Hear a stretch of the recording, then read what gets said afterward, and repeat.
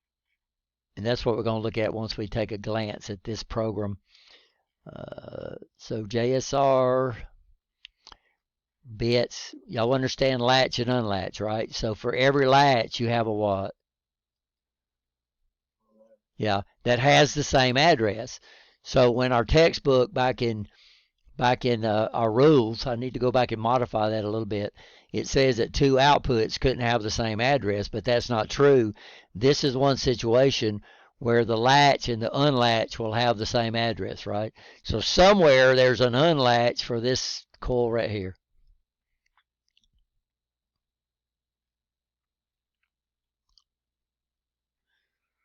We know about E-stop. These are just inputs. This is a switch. This is automatic manual switch. This is one shot. So this is what we call a one shot. A one shot, and this is what we call a one shot rising.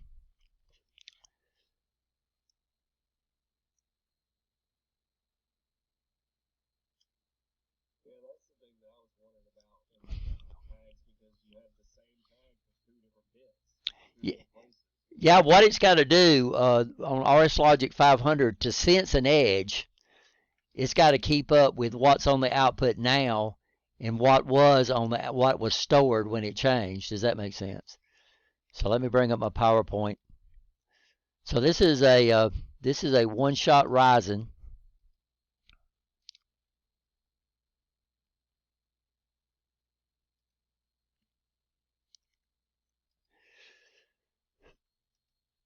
Oops.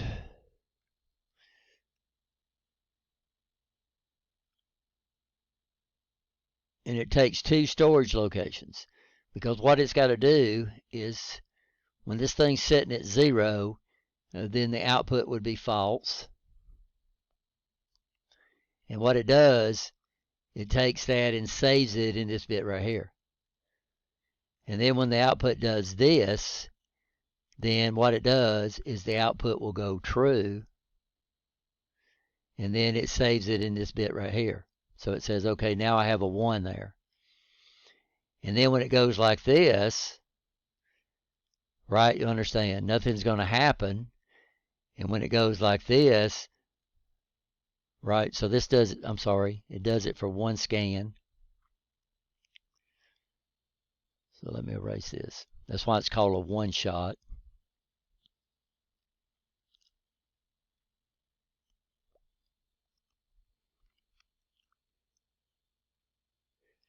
So when it goes right here, the output goes true. So that would put a 1 right here. That would put a true output.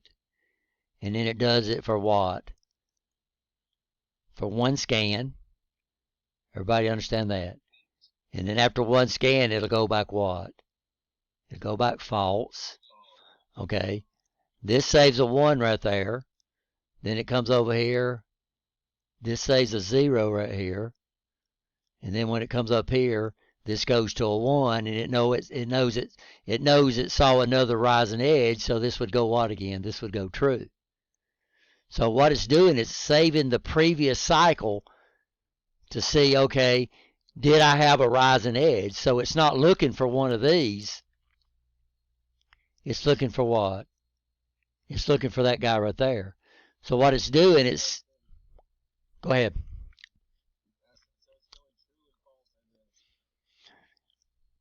Yeah, if we put a clock input on there, but what I'm doing is I'm going to control this with an input, right?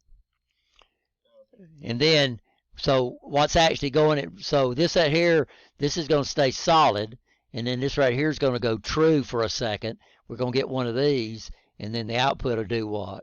Will go true for one scan, but it's got to keep up to find the edge.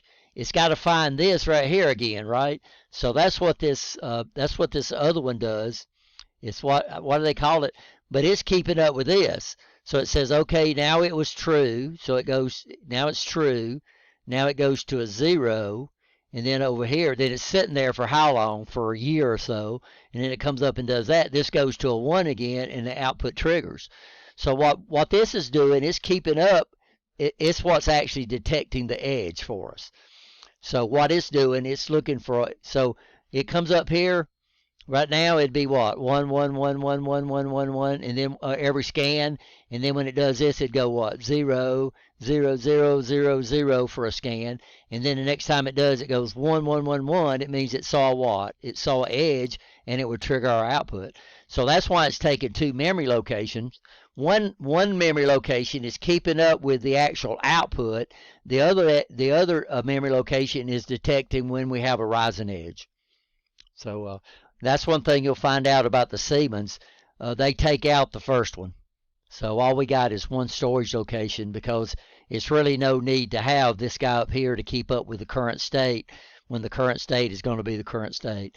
But that's the way Siemens does. So what we had to do for the 500 is we have to assign two addresses. One of them would be your edge detector, and one of them would be the current state of the output. But that's what the one shot does. One shot. So we got a one shot rising, we got a one shot falling, right? You understand that? So it gives us both of those situations. So we can detect a rising edge or we can detect a falling edge. Now these are over here. These are in your bit instructions. And here they are right here. One shot rising. Oh, sorry, I can't put it there, Rich.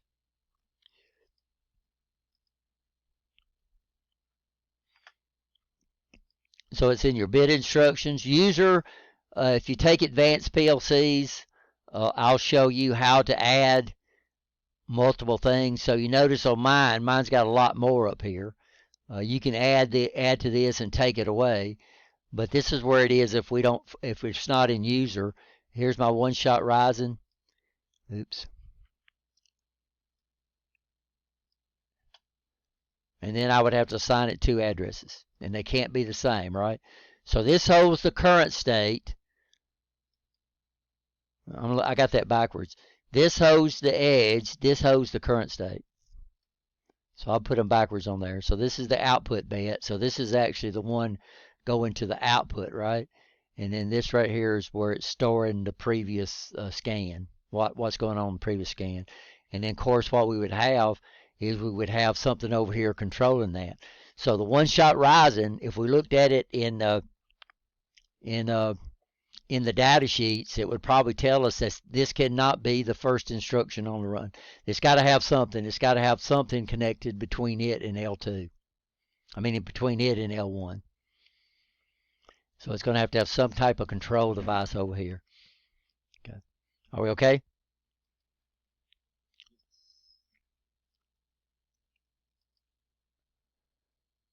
So it looks like several things can trigger this one shot.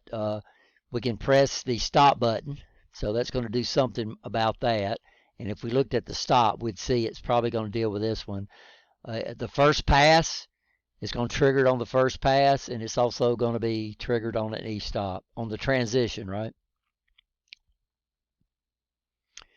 And then we JSR to 3, and then after 3, we come back and run the whole thing again. So 3, this is auto, and this guys uses tons. So this is the sequence right here.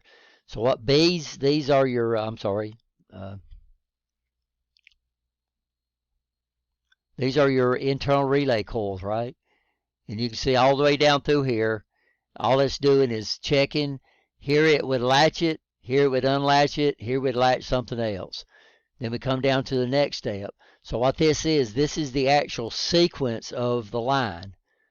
So we're not going to go through this, guys, because it would take forever. All we're going to do is look and see if there's any other instructions. Y'all okay with latch and unlatch, right?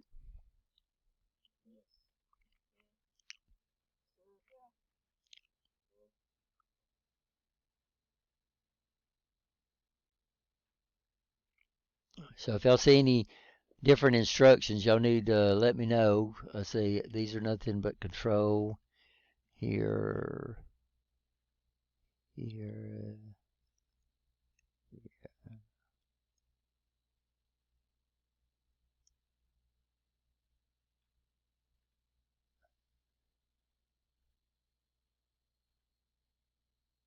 Am I going too fast for y'all? You okay? No, it just goes to a ton of steps right there. It does, and what we're doing is we're looking for instructions that we haven't talked about.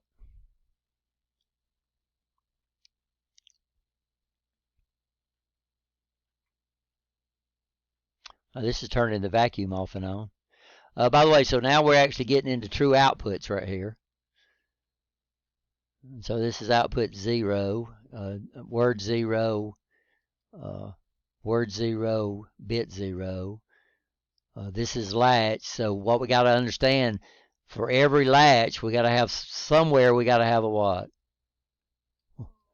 And it's got exactly the same address. So this is where the rule that the book said, where you can't duplicate output addresses, that don't apply to latch and unlatch. So this is one of the situations that would be an exception to that rule. So here we're actually turning on outputs. Looks like they're one after the other. So here's something's going to be moving out there, right?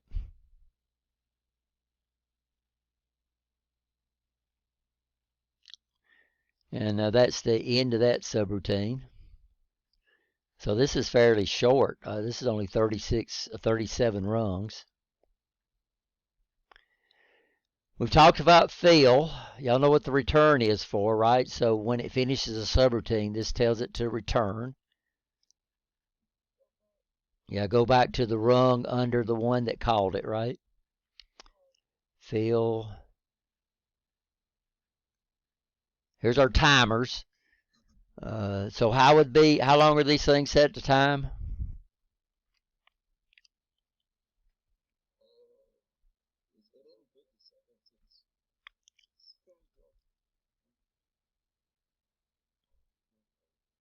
No, just ignore the accumulator. That shows us the current time. So undoubtedly when they printed this, something was going on. So just 500. Yeah, but that's a multiplier. It's not a divider. It's a multiplier. So that's 500 milliseconds. So these guys are going to time for 500 milliseconds, or half a second, right? So you take this and multiply it by the time base, and that gives you the time. Now, luckily, most of your new timers don't take you through that. So the timings for the Siemens, we either tell it the time in milliseconds or we tell it the time in seconds, and we do that by the operand that we enter. So we don't have the preset. They don't call it preset. They call it PT, I think, for program time. And we can enter it in seconds or we can enter it in milliseconds, so it's a lot easier to take care of. Here, what we have to do for RSLogic 500 to actually calculate the time, we come over here and we multiply this times this, right? So that would be 0.5 seconds or 500 milliseconds. So this guy's going to run at 1 hertz. And then, of course, it's cross-coupled. So we start off, this one starts timing. When it's done, it trips this one, causes this one to go true, causes this one to reset, and then it just sits there, flops back and forth, back and forth, back and forth, back and forth, back and forth. And then we look, this is going to be the empty light. So if the distribution that the magazine that has the cylinders in it, if it gets empty, then this light right here should start flashing. And we're not E-stop. And if it's E-stop, it should turn it off, right? This one right here is going to tell us if we got an emergency stop. I'm sorry. I have to go back and look at that one. So I know the way it works is that if your hopper's empty, this guy here flashes. It's supposed to flash on for a half a second and off for half a second. And then this one right here, both of them are on for E-stop, by the way. So I'll have to look at that. Here's another one shot. We okay on those? Okay. Fill. Okay.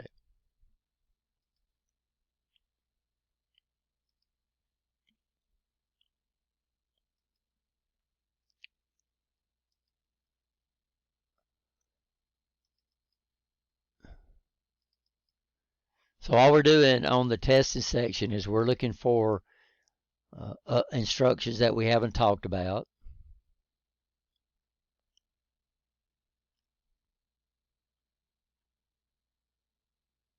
And when I looked at them, for the most part, a lot of them are very much alike. Auto is a lot alike. I'm not auto. The main subroutine, the P underscore or ladder 2, these are the same on every one of them because they're basically doing the same thing. All of them have a EM blink, all of them have a P stop, all of them have an M stop. So basically, and then all of them's got and they use the same one. So these are the same right here.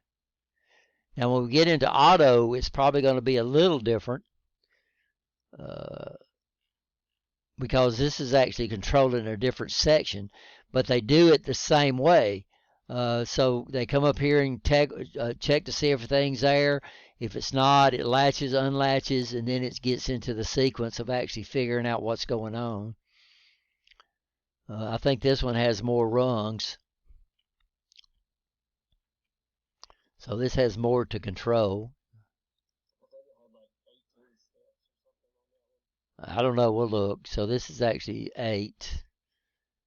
Let's see, nothing here. We've talked about this one.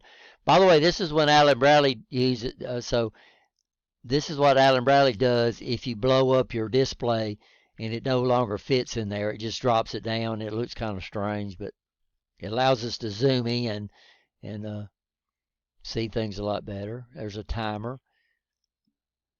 This one's timing for 3 minutes.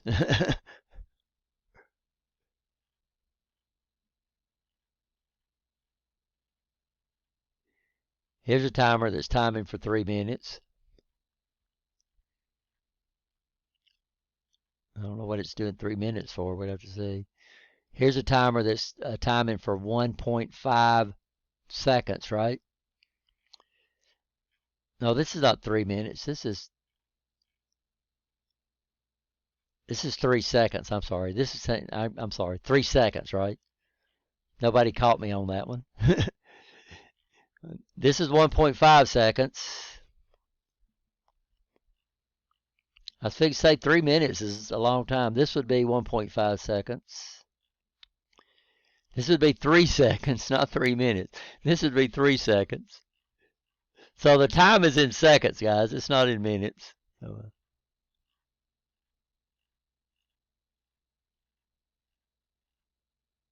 There's another timer. It's timing for 1.5 seconds.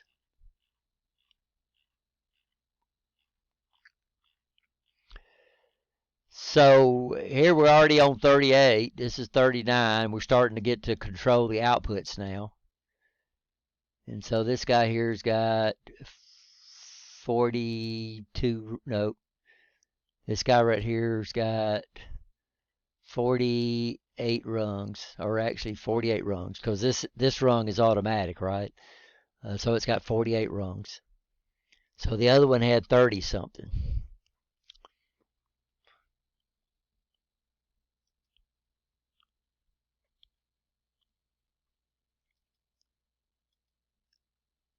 So that one was about the same. Nothing new in that one, right?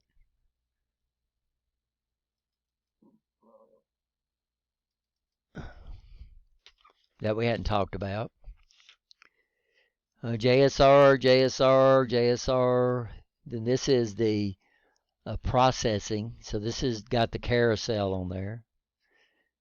So this guy doesn't have any pneumatics on it. So here's auto.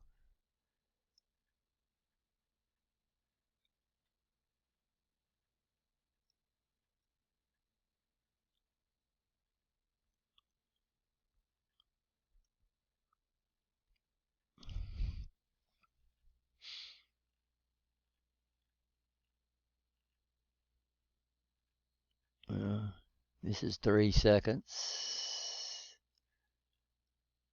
This is half a second, 500 milliseconds.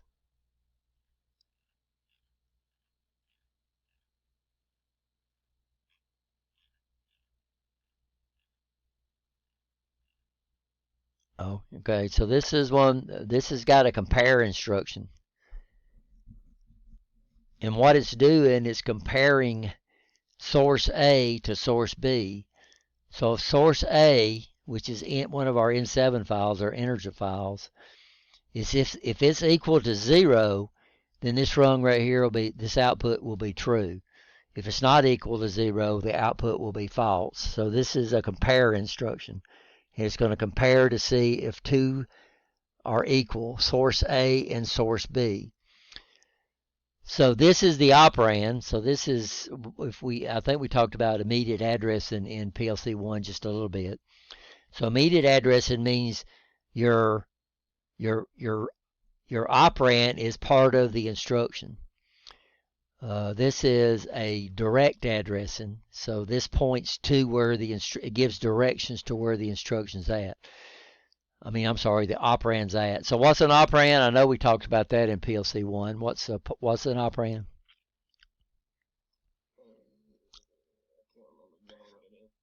It's the data that the instructions are actually operating on. So these are the numbers that it's operating on.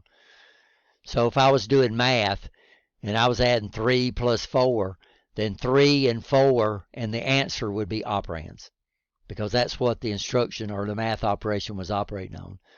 So in computers, if you read the Siemens books and if you read the Allen Bradley books, they're going to use that term every once in a while, operand. So if these instructions require an operand, it's going to operate on a number or use a number, then those are going to be the operands. So here we're given directions to where the operand's at. So we call that direct addressing. This right here is called immediate addressing, which means the operand is actually part of the instruction itself. So this says my operand is not 0. My operand is loaded at N7, word 1, bit 0. So that's where my operand's at. So to find that out, I would have to figure out how that N7 is set and how it's cleared. So somewhere before it gets here, that thing is going to be set or cleared. We'll have to figure that out. But this is going to see if they're equal. Are we okay? Okay. So we have a compare instruction, and there it is again. This is saying N70 is equal to a 1. So if it's equal to a 0, this is true. This one's true. The output would be true. If it's equal to a 1, this one right here would be true. And we'll have to figure out what instruction, what comparable instruction we'll have to use in S7. Semantics, by the way. So a lot of people call it Siemens, but the actual programming language is called semantics. Which is a name that Siemens made up, by the way. So if you looked up semantics with an I, then it'd say Siemens application. So an on delay timer. So that was a new instruction. Timer, 1 second.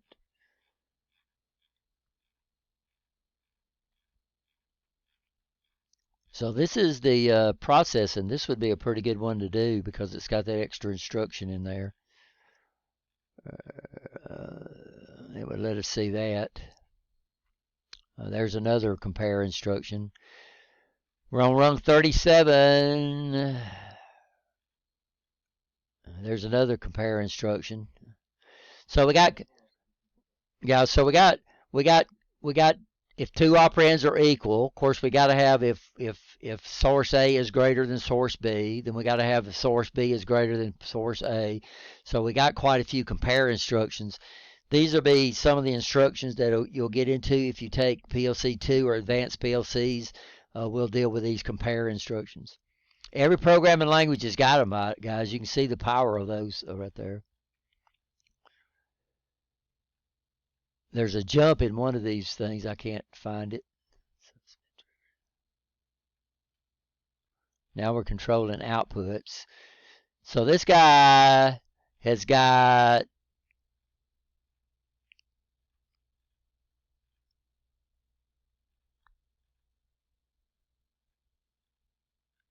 there's a lot of control on this guy, right? We're still in ladder 3, so we're still in auto.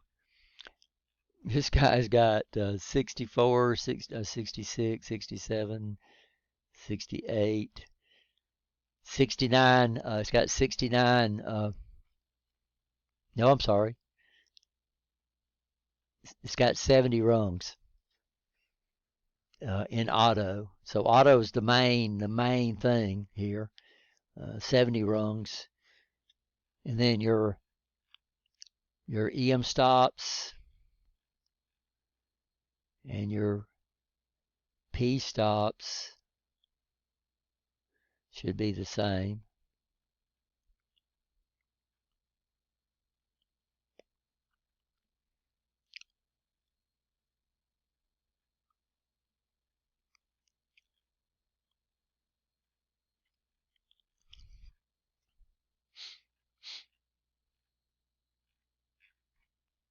So we're going to have to figure out what we're going to use for fill. We're going to have to use a timer. We'll have to figure out the timers.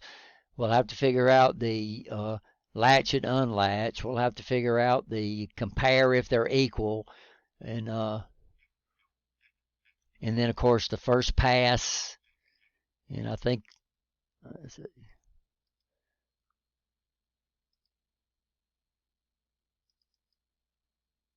and handling, that's the last one we're going to look at, right?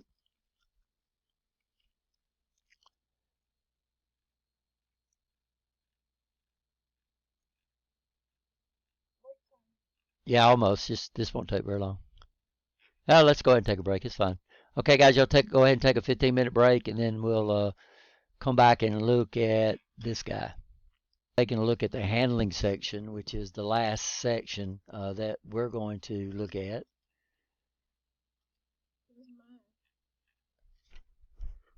Oh, I didn't see yours either, Capri.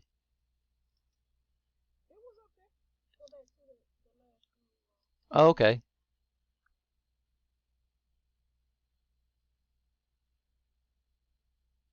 Oh, there it is. Yeah, this is yours.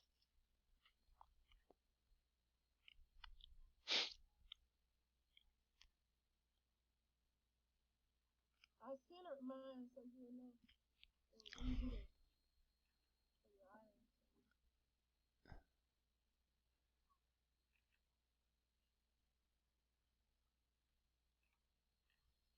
eyes. That looks pretty good. Of course, we wouldn't actually know if there's any problems with it until we try to program it right. This is James's. Is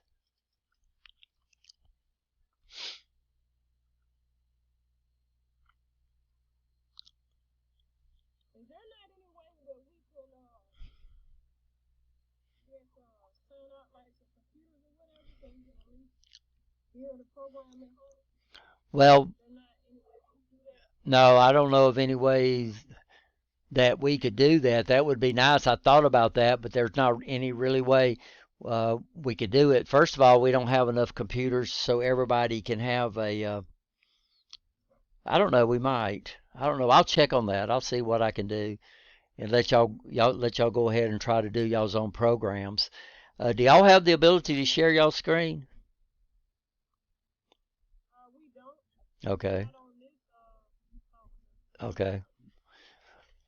Well, we might have to use something like Zoom or something like that and see if we can, so I can just follow your programs when you see that. The problem is, though, even if you get, go ahead. There's a better application that's a lot easier that you can even use at the Microsoft Discord. Uh-huh. It's really just like you just click two buttons and you can share your screen. Yeah, but what we have to do is it's still real complicated. So we got 60 rungs out there or more, and one of them's wrong. So basically, what happens is what we normally do is so nobody has hooked this up to their PLC and got it running at the first time, which is usually what happens when you're dealing with a very complicated program. But it's a really, really neat feature because then you have to figure out how to troubleshoot it, right? To try to figure out what's going on with your program and where you're losing it at. So I don't know if y'all even did the programming. if that would prove anything, because when you do the programming, there would be no way in the world you could come to the college and check it out. And I don't even know if they would let any students on the college, on the campus. I know we can get on the campus, but I don't know. Yeah, but I got to figure out how I'm going to take my computers away out of the college and get them over there, and who do I need to clear it with, and what do I need to do, and what paperwork are we going to have to, to sign off. So I'll check on that, guys, and see if we can do that, and see if we can work out a way where y'all uh, can check out one of those computers that's got the TIA portal on it, and then let y'all program, and see if y'all can program these, and that'll give you a good. Well, yeah, you can if you got probably about $8,000. They'll be glad to sell you that software. And I couldn't let you use one of our licenses, because that means that would be one less than we have access to. So no, there's really no way, and there's really no simulator. The that Automation Studio that I sent you uh, says it has a Siemens PLC simulator, but it's not. It's still Allen Bradley. They just call it Siemens. So it wouldn't do you any good. It wouldn't do you any good either. Of course, we could let you. No, you'd still have to buy the software too. I was thinking to say y'all could do the RS Logic programs using Logic Pro, but then you'd have to buy that too. So it's a kind of a mute point. So that's what I'll do. I'll No, because it's keyed. It's licensed. So you can't run the software. You can install the software, but it's not going to do you any good unless you have the what? Unless you have the license manager on that. So, and we've got, I don't know how many licenses we have, but I can't give that license to you. And once you use it, then guess what? Then I can't use it, not unless you want to donate your computer. Unless you want to donate your computer to me. But so the best thing to do would be to see if we could figure out how to let y'all come over and stay at least 6 feet apart, right? And see if we can let y'all sign out one of our computers. And then, but I'm just trying to see how I can grade you on that, or how I can even see it, uh, see how you're doing, to see if you finish that up. Now, normally what we do is your partners do 10 rungs at a time, and then y'all can see me moving my hands, right? Uh, and then I know I'm joking. I'm one of those people that has to move their hands when they talk. So I'm over here just making all these hands gestures. I know y'all can't see. That's what we'd have to figure out. So I'll contact Nancy first and see if it's going to be okay, and see if I can round up enough computers so all seven y'all can sign one out. But you're going to be responsible for that computer, right? And that's what we'll have to figure out, what to do if something happens and you decide to drop out of the class and you decide to keep my computer. So that's the biggest problem I have. I used to loan out my textbooks if a student didn't have that, but I stopped that. Y'all know why, right? Because what would happen? They they didn't for, they didn't forget to bring them out. They would drop out of the class, and then I'd never see them again, and I lost my book. So, or they wouldn't bring it back. So I don't, So that's the biggest problem I have with my computers. Uh, is if we let y'all sign them out, what am I going to get to prove that you're going to bring them back to me? So I'll see. I'll We could, yeah, that's what we would do. But what am I going to do? If you move out and you move to Mississippi and you get a new phone, that's happened to me before. So even the phone, you'll be surprised how many phone numbers. Guess what, James? You didn't put what? You didn't put your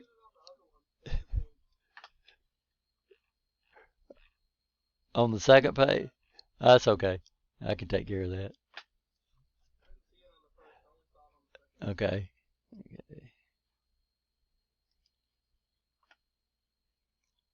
And did we look at yours, Capri? Let's see. Did we look at Crow's?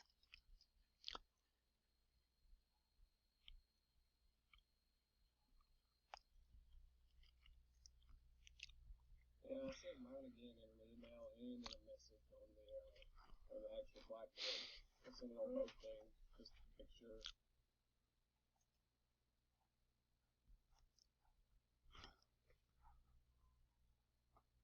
You sent it as a message? Okay, let me refresh my screen.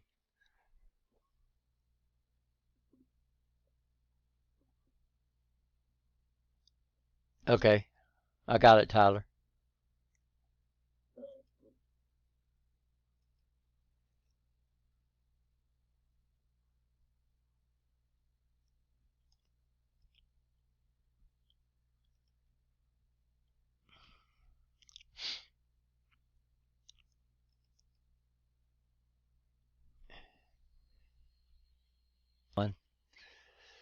So this is Crow's. Yeah. And this looks pretty good. So y'all didn't have to use any extra tags on the other side? Okay. I think there might have been a couple, and I don't think I put them there on mine. Like, I think it might have been some the U ones, like U5 or Well, U's are not tags. They're just identifying a file number.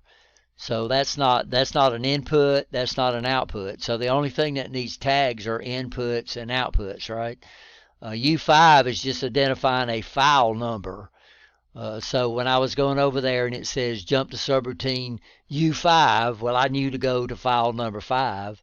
Uh, yeah, I just wasn't sure if you wanted us to have like U5, just put U5 on the thing, just to have it like as like no, the things that show up. no. All we're doing is just dealing with what we're going to do with tags. You know, these will be nothing but inputs and nothing but outputs. Yeah.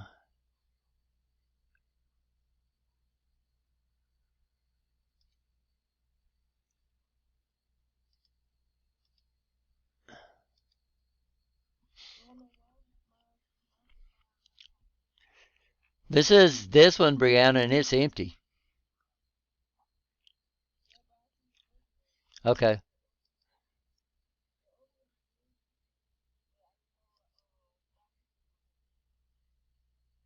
Yeah, right down here. I just copied all of them over, and then I said we'd work it out. Once I started opening them up.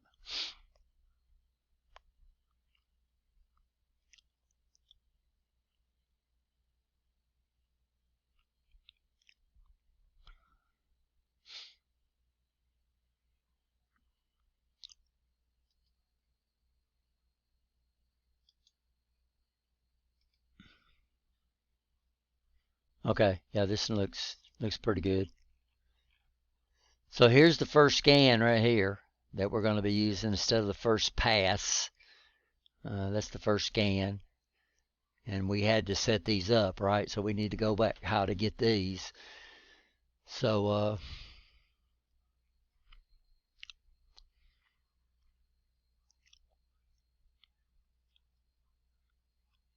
And that one must be the processor one because it has a whole lot more steps. yeah, and that's what and they're different. So this guy, yeah, this guy's got these are all the steps over here. By the way, they're all using bit files, right?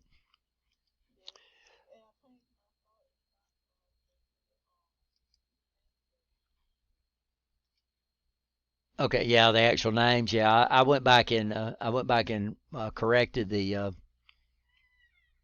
typable PDF. Now the Excel was okay; that was open up for y'all anyway. But I went back and typed and corrected the typable PDF. So we got Brianna, we got James, we got Capri.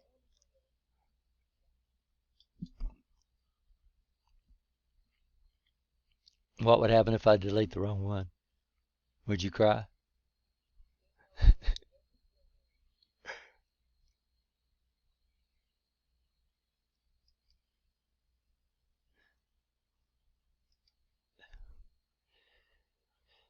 So I got James, I got Capri's, I've got Crow's, I've got Mike's, but Mike's gonna have to redo yours, right, Mike, or resend it. I've got Brianna's, I've got Tyler's, and then these two right here are not gonna be any good. And Josh didn't get yours, guys. You can you tell me why?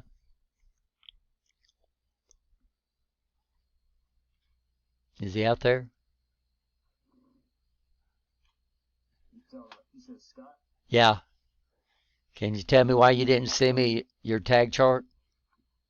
Yeah, I've been working out of town. I'm working on it now. Okay, but you told me you was gonna have it to me the other night when I gave you the extension, right? Yeah. Okay. All right. I had to go back and finish up. Okay.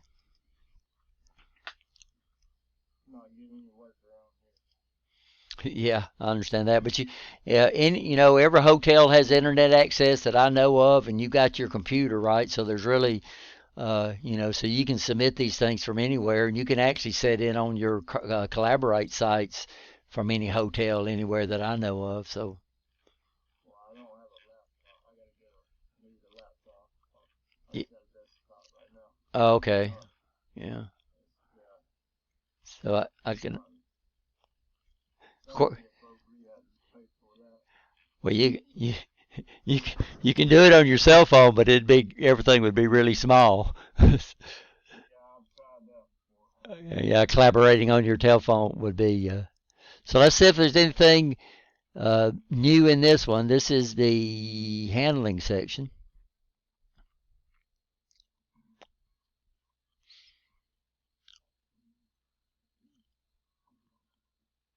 Somebody needs to, Michael, you need to unmute your, saying you need to mute your phone or something. We can hear you. So, okay. So anything new here? I don't think so.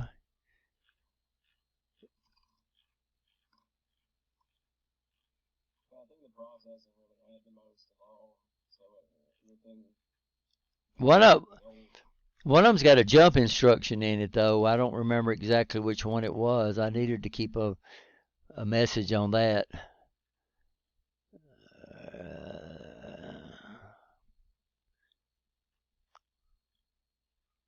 I don't know if it was this one or not, but we'll have to see. Uh, it doesn't require it doesn't require a tag either. So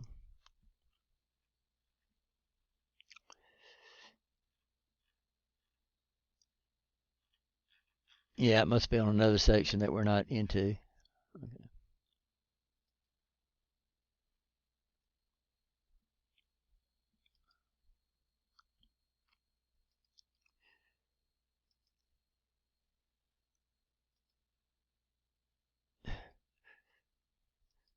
So this is a PowerPoint that I've been working on. It's not up there, but I'll try to get it up there in the morning. And oops. And what this is going to do is going to tell us a little bit about the Siemens way Siemens does things. So let's see. I am recording.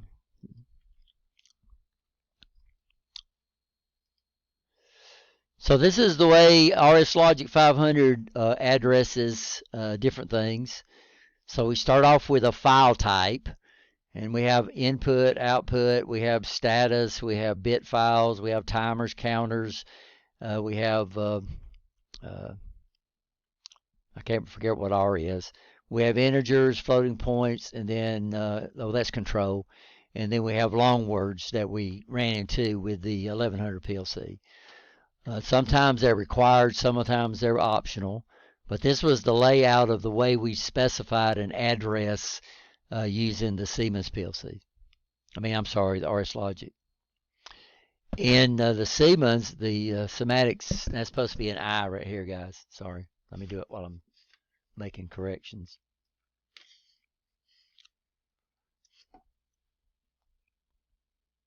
And it's not plural.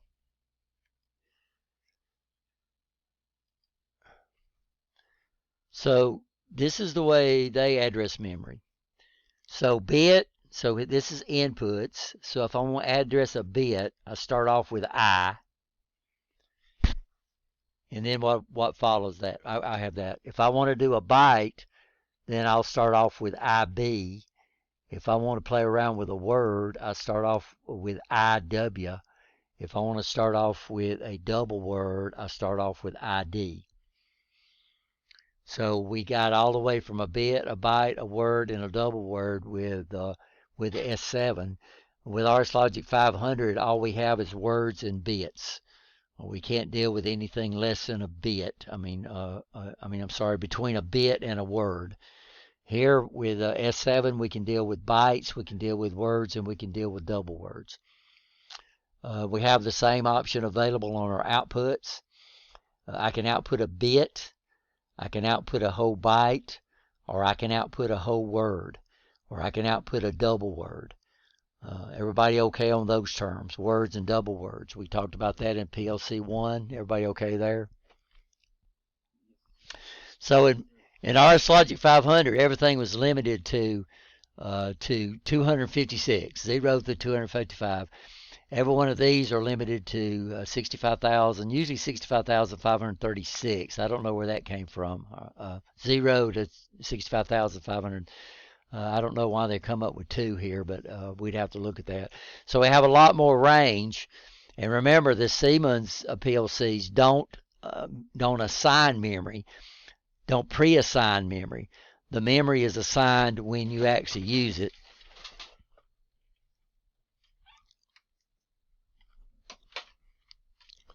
Have to shut my door so my wife won't listen to my lecture.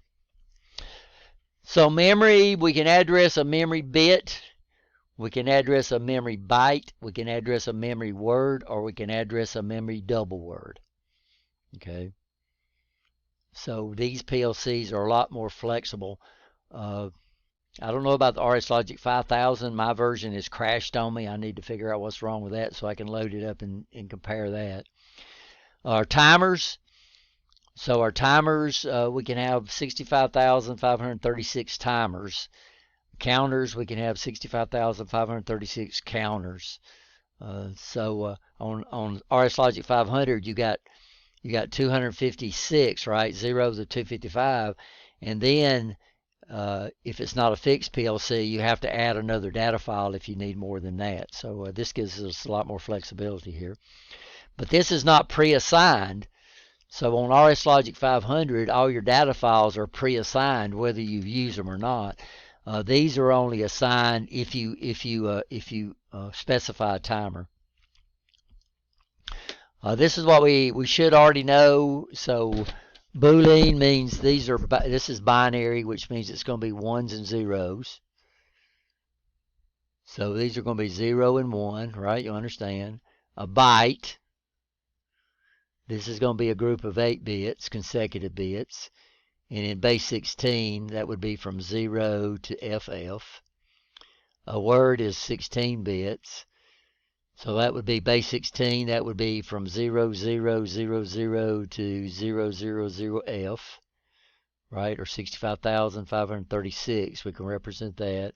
This is a double word, which is 32 bits. So that would be this long right here, using hexadecimal, which would give us from 0 to 1,048,000. They're wrong. 1,048,575.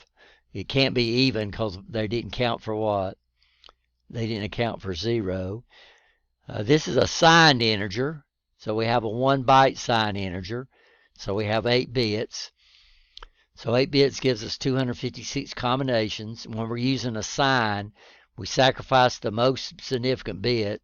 So that gives us 128. So that gives us a plus 0 to plus 127. And then that gives us a minus 1 to a minus 128. So that's our ranges. Why do we have one less positive number than we do negative numbers?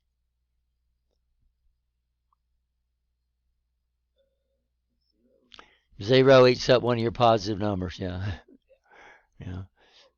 Yeah. So this is 8 bits. So with the RSLogic 500, all we had was 16. All we had available to us was a word. Here's an unsigned integer. So an unsigned integer would be 0. Byte integer would be 0 to 255. We have an integer, which would be signed. This is 16 bits, so it's got exactly the same range that we learned back in Intro to PLCs.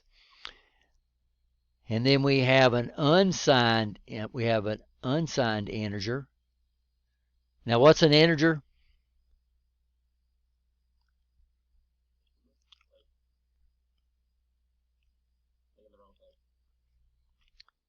Oh, it don't have an R. What's an integer?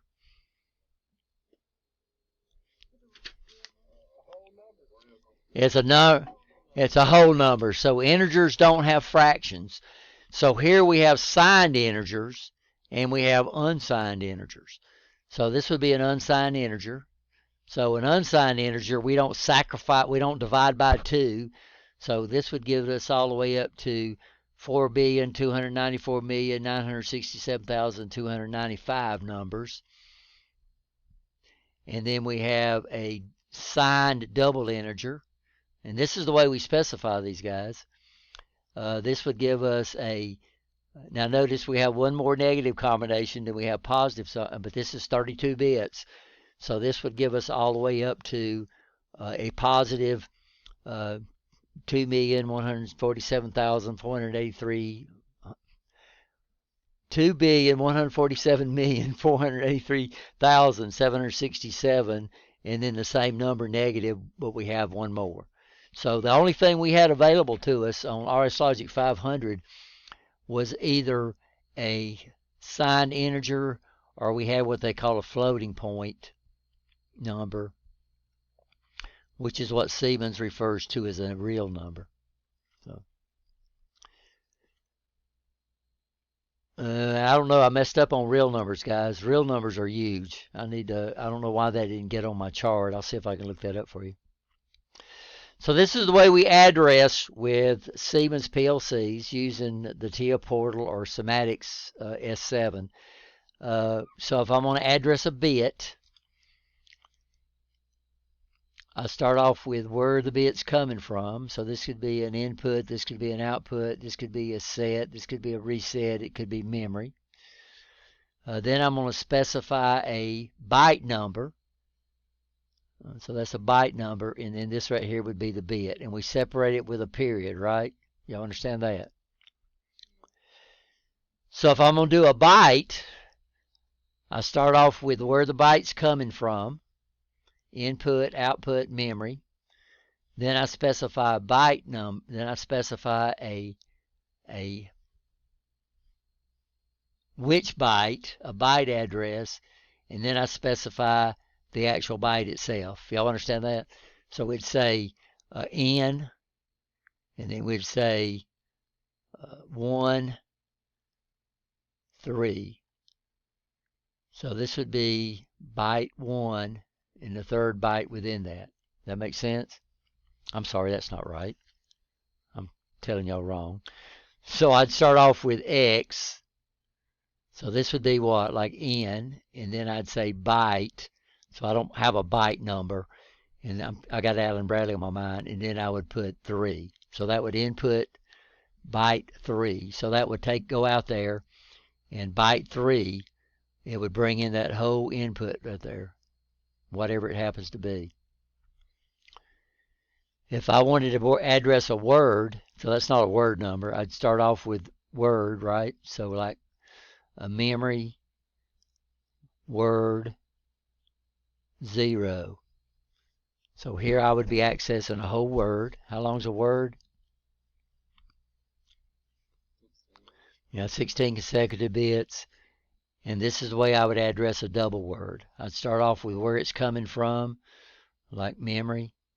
Then I'd say D, and then this would be the first double word.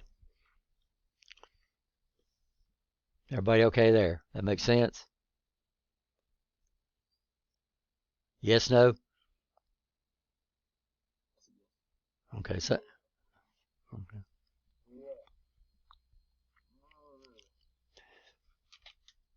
Well, what we're dealing with is in Allen Bradley we had two options. We could address a word. So I could come up here and I could say input. Then I had to put a colon, right? And then I would have to put a slot number. And then if I put slash, this meant this right here was what? This right here was a bit. If I went over here and I said input, and I said 0.3/3, then this would be word 3. So I've got an input port out here, and I'm going to input. I've got a lot of them, and I've got 3 inputs, and each one of them has got 16 ports on it. So this would be slot 0. So this would be word 0. This would be word 1. This would be word 2, and this right here would be word 3. And then I have 16 inputs hooked up to this. Well, what we can do is normally in PLC 1, we just inputted from a single bit. But remember in class when we were dealing with the move instruction, I showed you how we could actually input a whole 16-bit word. So I can input all my inputs at the same time if I wanted to. Instead of inputting them one at a time, I could input all of them. So what I would be doing, I would say, okay, this is input. This input card that I have out there, that module, has 1, 2, 3, 4 words on it. I'm telling it to go out to what? I'm telling it to go out to word 3, which would be this one, and then I would be inputting from bit what? Bit 3. Yeah. Yeah. So let me change the color. So this would be 0, 1, 2, 3, 4, 5, 6, 7, 8, 9, 10, 11, 12, 13, 14, 15, 16. Well, I'm telling it to go out there and get this, whatever's coming in on that input right there. So on here we had to specify what. But if I came over here and said input :0, which would be the first slot, and I put .3 and I stopped right there, what would happen? Well, what would happen, it would come out here and load this whole 16 bits right here. It would input those into the input register. So I could go out there and I could read 16 bits at a time. But this is the only option we have with RS Logic. We can either do a what? We can either do a what? A bit, or we can do a what? We can do a whole word. But with Siemens we can do a bit, we can do a byte, we can do a word, and we can do a double word. So if I wanted to input a whole byte, if this was Siemens, then I would say input byte, and then I would come up here and say 3. And it would come out here and it would take all these inputs and would bring them into the input register or the input data file. So I can input a whole byte, I can output a whole byte, so I can play around with bits, I can play around with bytes, I can play around with words, and I can play around with double words. So if this was word 0, and I said, come over here and I said, input word 0, then it would go out and get all 32 of these bits right here. And then I would, if I wanted the next group, I would have to say input word 2.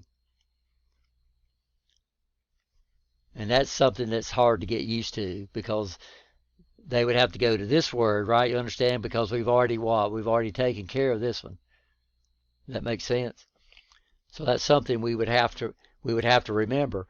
But if I wanted to input all of them, I could say input D0, and it would come out here and it would input every one of these, so it would fill up my data file. So I could read all my inputs at the same time. I can update all my outputs at the same time. So in PLC, if you take PLC 3, you'll find out we can do that. I think I have RS Logic. So, Rich, can I ask you using the... Go ahead, Michael. You using the I for the X up there? Yeah, but this could be. Yeah, but it don't have to be this. I could say Q, which means what? This is an output.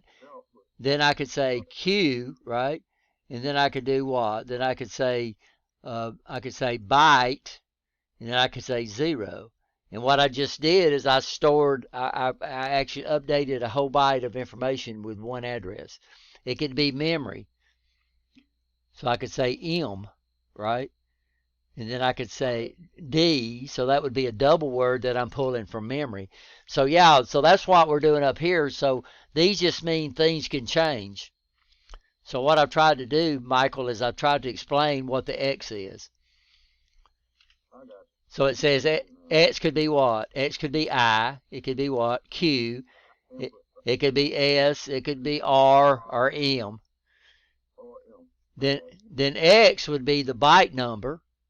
And it can be from 0 to 65,535. And then Z would be what? The bit number that we were addressing. So this is bit addressing. Yeah.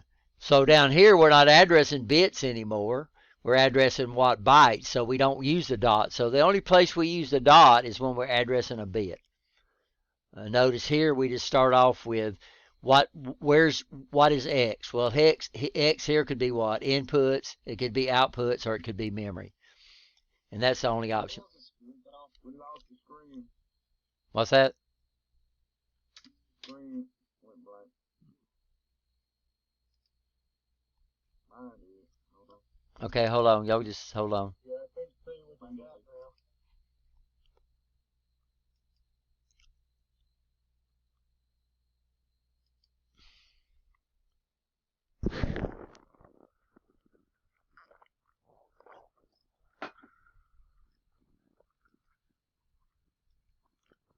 Yeah, this thing does that every once in a while. They just stop sharing the screen. So we should be back up now.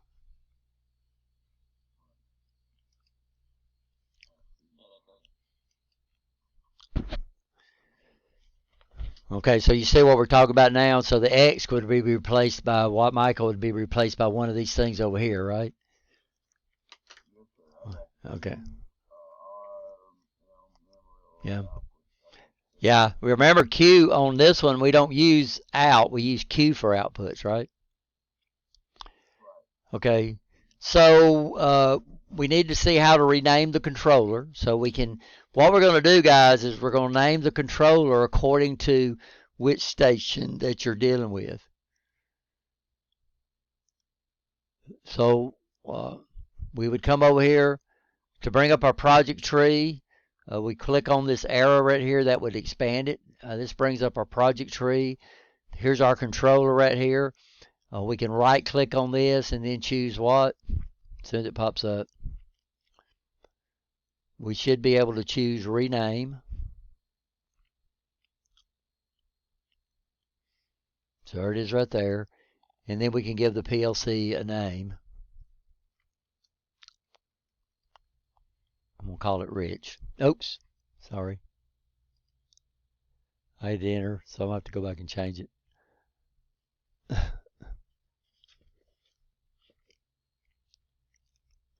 Another thing we can do is you can hit F2 and you can rename it that way too, but and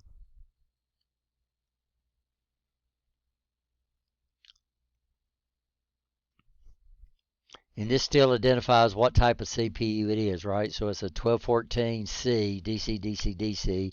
We understand that now, right? So that's why we renamed the CPU. Everybody okay there? So on RS Logic 500, we just right click on the controller properties. I'm sorry, we'll double click on it. And this is where you can give your processor a name. This uses the old syntax that we used to use for MS-DOS, which means you're limited to 8 characters.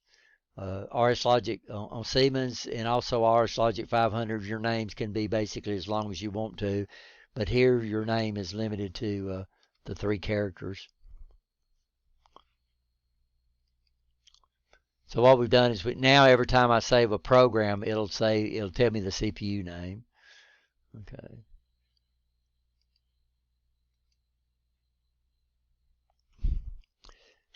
So these are the instruction compares that we're going to look at. So let's go ahead and take a 15-minute break, guys, and then we'll get started on this, okay? We're fixing to start looking at the different instructions, comparing the RS Logic 500 that we just went over with the Somatics S7 instructions that we're going to use. Latch, unlatch, we did cover that, but I wanted to make sure. So what we do, latch and unlatch, Siemens refers to them as set and reset. So set is the same as the latch, and reset is the same as the unlatch in the 500 logic. Does exactly the same thing. So by the way, the instructions for S7, this is what I really like. So everything's closed up. And then if you wanted to look at your project tree, you click on this arrow on the left, top left. This shows you our project tree. Okay. Here's our program blocks. And right now all we've got is I didn't want to make that one. All we've got is an OB1, which is organizational block 1. And remember, they don't call theirs rungs, they call theirs networks. And their network starts with 1. Where RS Logic 500 rung starts with 0. So we'll always be 1 above. Here's our instruction palette. This is what I really like. So on RS Logic 500, we got to keep doing what? We got to keep going through these things trying to find instructions. Now we do have this. Once you learn the acronyms for the instructions, you could come up here and just pull them out using this, but it takes you a long time to learn how to use that. So normally back in PLC 1, normally we use this, but if you take PLC 2, then we'll get into these other instructions. But you're constantly trying to do what? Go back and forth up here. What they do on Siemens is all your instructions over here in your palette. You open it up and here's all your instructions. So you don't have to go through the tabs. So if you wanted to look at your bit instructions, you just click here. Here's our bit instructions. And here's our set. And here's our reset. So these do exactly the same thing as the latch and unlatch for the RS Logic 500. Here's our examine if close. Here's our examine if open. And we're not going to use this, but this is really neat. This will invert whatever the output was, and of course there's our coil, right? That's our coil. Whether we assign it to an output port or we assign it to a memory.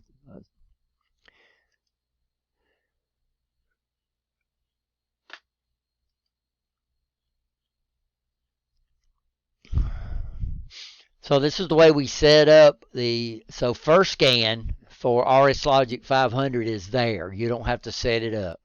So that memory is already assigned, and that's what the Mike was asking about. That's that S1/15 to use that first scan, first pass, which is in the status register. to set up for a scan, we did this the other night, we have to go back and actually set that memory up. So what we do is we had to go into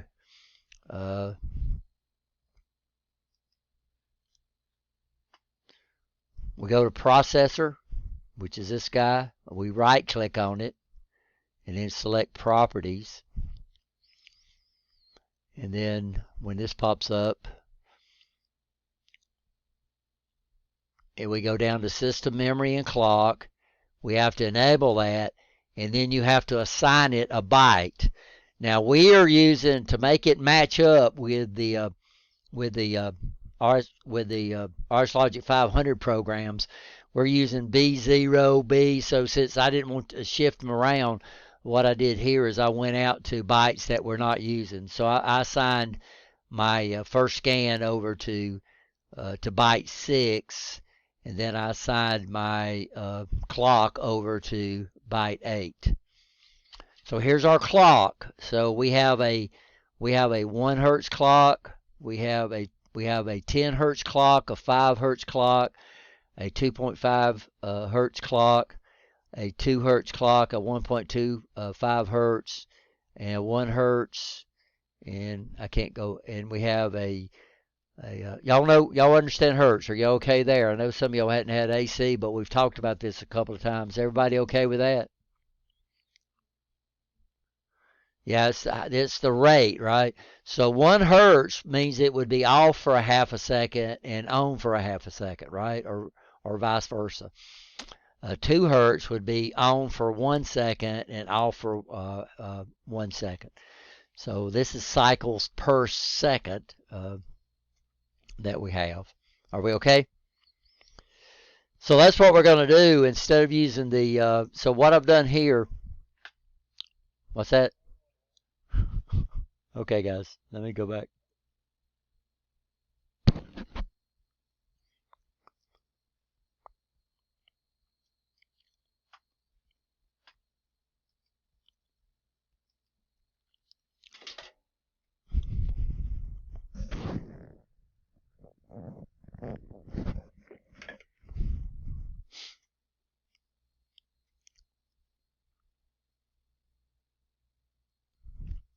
It's working.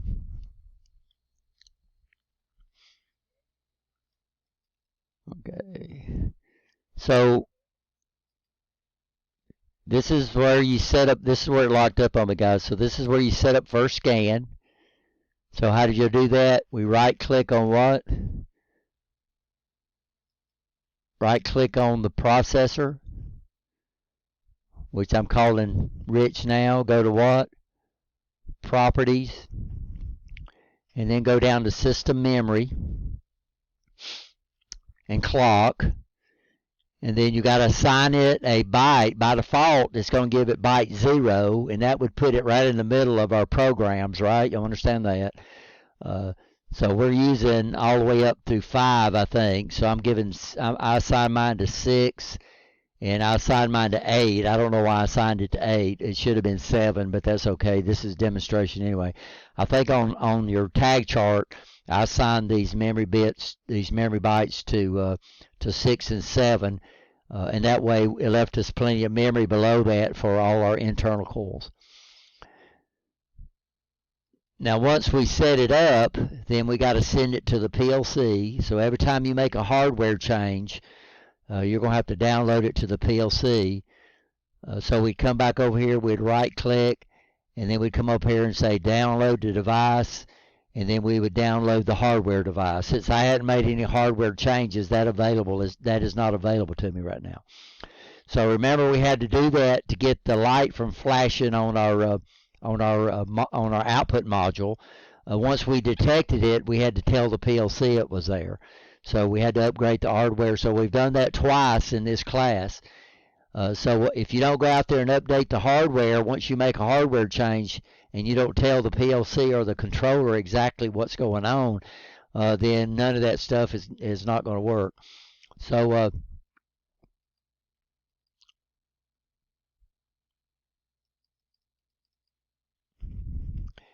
so it won't let me go online. Let me get rid of these extra rungs down here.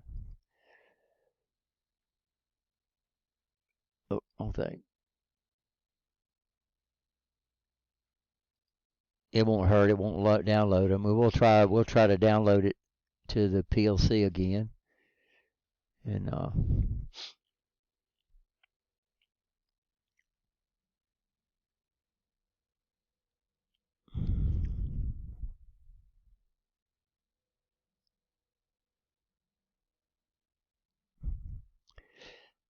so it's compiling it. Y'all know what a compiler does now, right? So we talked about a compiler. So what does a compiler do?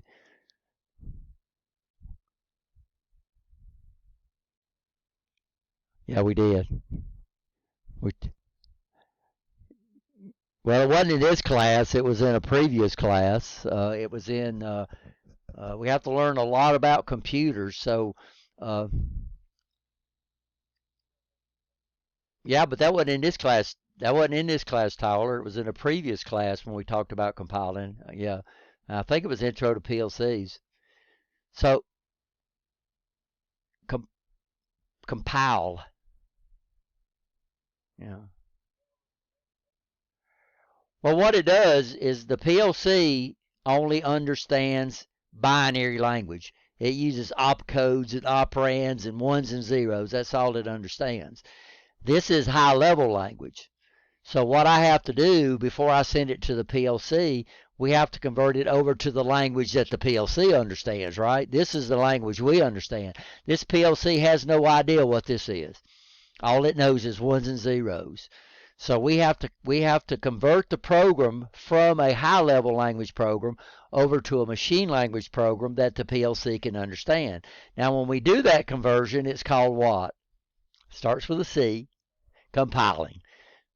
Yeah, so this pops up there. So you'll see operand pop up there. You see when I downloaded it to the PLC, it says compiling the program. And so the problem with PLCs is they're computers, and you got to know a lot of stuff about computers and a lot of stuff about, of course, relay logic. So you got to know quite a bit of stuff. So here's that 1 hertz clock right here. So what I did, and all you have to do, by the way, to insert it. So let's go offline because it's already got a tag. So we'll do the 2 hertz clock down here. So I'm gonna bring a contact in here. And I'll show y'all later on how to add stuff to this. It's a lot easier. And then I'll just come up here, and it's already got a name. I'm going to type in C, and it brings up all the clocks. So this is nice about the tags. When you start the tags, it automatically pulls them up, right? So I entered the wrong one. So I type in C. It gives me all the tags that start with C. And you can keep typing, and that way you don't have to type the whole thing in. So let's make this one flash at 2 hertz. So I'm going to select this. I'm going to hit enter, and it'll give the tag for me. So that's what's nice about tags. And then if we download this, it's going to check it to see if it's capable of compiling it. And we can do that. One of these up here, I need to tell you, one of these you can check it before you compile. Compiling, right? Do we override this? Yep.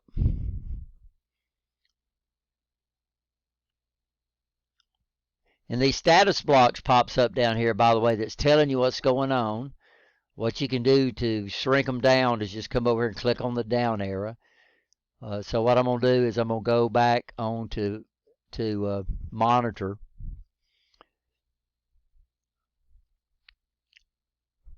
And you can see what happened.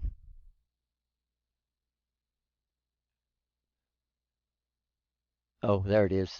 So there it is. And you can see it's flashing at 1 hertz. So if I bring my camera back up,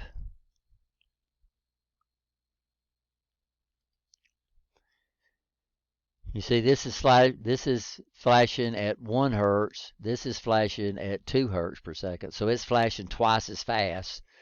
So what we can do, instead of using those cross-coupled timers that we used in PLC 1, is we can just use these timing bits. to make light flashes, to make bells ring.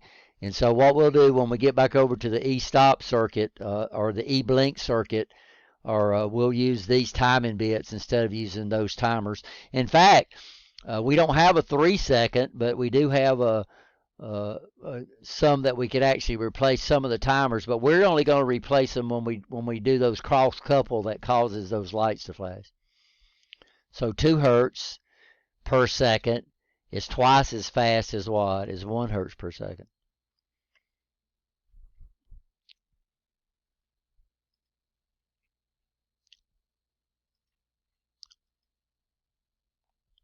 So, but before we can use them, we got to do what? We got to go out there and configure those first scan.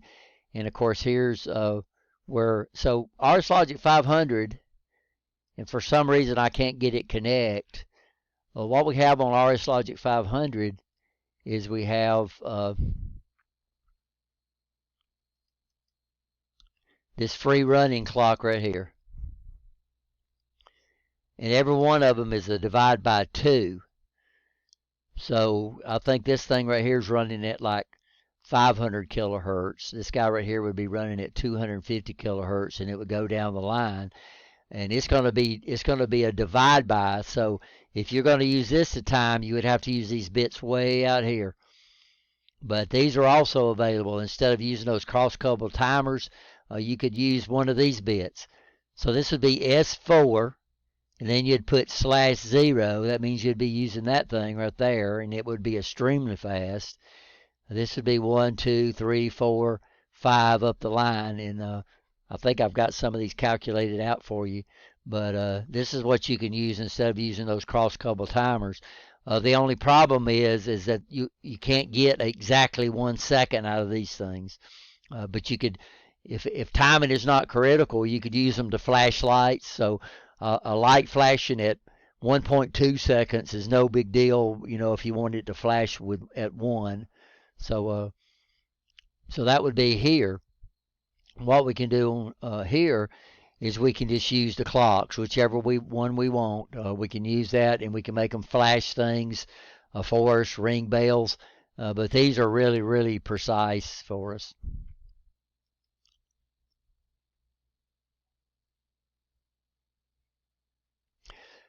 So we could use S4/X, and we'd specify a bit. This would be RS Logic 500, and this is a 16-bit free running clock. So the 1000 bit 0 is running at 2 microseconds, which would be 500 kilohertz. Then the next one would be 250 kilohertz. So you wouldn't use these bits way down here. You'd get up to bit like 13 or something like that. I think bit 13 gets you pretty close to a second. But down here, if we're using the somatic, then we don't have to worry about what bit to use. We can just do what? We can just look up and figure out what time and bit we want. We have a 10 hertz, we have a 5 hertz, we have a 2.5 hertz, we have a 2 hertz, a 1.25 hertz, we have a 1 hertz, we have a 0.62.5 hertz, and we have a 0.5 hertz that we would use. But if you're going to use these, you got to do what? You got to enable them inside the processor. Yeah. Subroutines. We've already talked about this. So subroutines is a program module that is written to perform a frequently used operation within a program.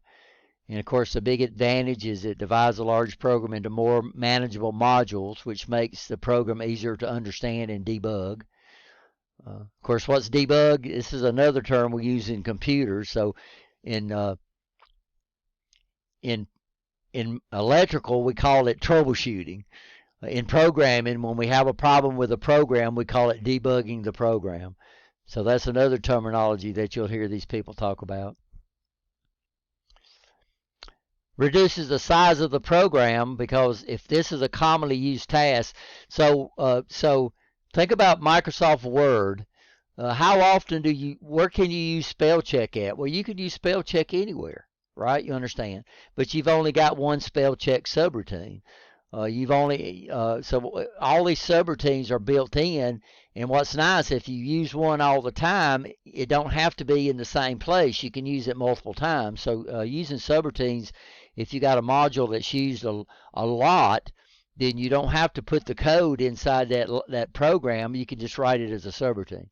So if you got a ladder diagram and you keep repeating this same section in here, then instead of doing it that, you can write it as a subroutine. We can also do what we call nested subroutines, which we can have one subroutine call this subroutine. This subroutine can call another subroutine. This subroutine can call another subroutine. So when we call a subroutine within a subroutine, this is called nested subroutines. And it always remembers its way back, right? So when this hits the return, it won't go all the way back over here. It'll go back to the next rung after the rung that called it. So it'll come out of the subroutines just like you went out there, and this is called nested subroutines. We don't have nested subroutines in this program, but this is also capable to us. Everybody okay? So jump to subroutine. So this is very complicated. So what you have to do is you have to go to it's complicated for RS Logic 500. It's real easy on SIMATIC. I mean, you just create a program file and you drag it. What you have to do on here is you have to assign it a U number, right? You understand, which identifies which program file it is. But on SIMATICs, all we have to do is what? I think I showed y'all that. Yeah, but first of all, we have to create it. So we'd come over here. Let's go offline. And you just come over here and you say what? Unprogram blocks, you add a block. You'd give it a name. By default, it's going to give it a default name. So we might call this P auto. So we'll give our subroutines the same name. Then we're going to program in ladder. So this language supports function block diagrams and also sequential charts. So your main OB1, you have no option. Your OB1 is going to be ladder, but all your subroutines can be, for this PLC, can be written in 3 different languages. Of course, here we're going to use ladder because I don't have time to teach all these other languages. And then it pops up. Now, how do I get it up over here? Well, by default, it pops up there, but next time you load it, you'll have to bring them up, and all you have to do is just double-click them. So that would be auto. Then I could come up and add one called P-stop. I could add those. And so that's how easy. And if I wanted to pull a subroutine into my main program,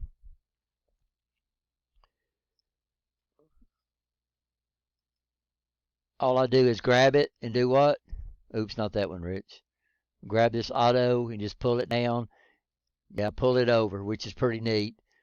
And then it'll insert the subroutine for me. That's how easy it is. If we want to make it conditional, by default it puts it right here.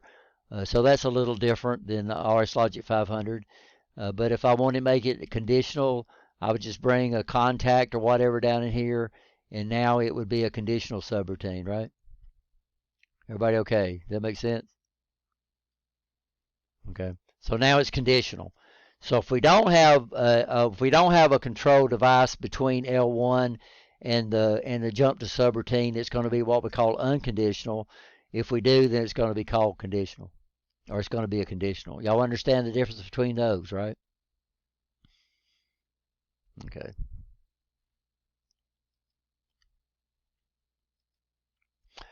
One shot. So we looked at the one shot. We talked about that.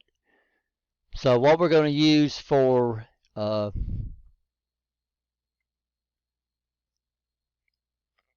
we're going to use in SIMATICs is we're going to use what they call a positive edge trigger, or they call it P trigger.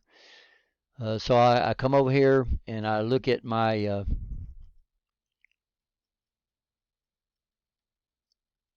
instruction palette. I'm going to close this up, and it's bit instructions. And so we should see positive edge trigger. Let's pull it in and look what it's asking for. So the only thing it needs, this is the clock input, so this is what it's looking for. This is the Q output. So on this one, we would have to bring an output over here, right? Or a memory file. And then this would be what we're comparing it to, like M0.0. And that's going to keep up with the previous state. So that saved us one bit of memory on this one. So on RS Logic 500, we had to put a current state and then a previous state, right? You understand that? So here we don't have to do that. So that's all it is, guys. So it's real easy to use, right? Everybody understand how this one works? Yes? Okay. And of course, if it's one of your tags, all you just have to do is type in the tag there, and it would bring up this right here. So I'm using memory. I'm using bit 0 here. This cannot be connected directly to L1. We got to have some type of control over here, because if it did, it would never change, right? So these have to be used in conjunction with an input.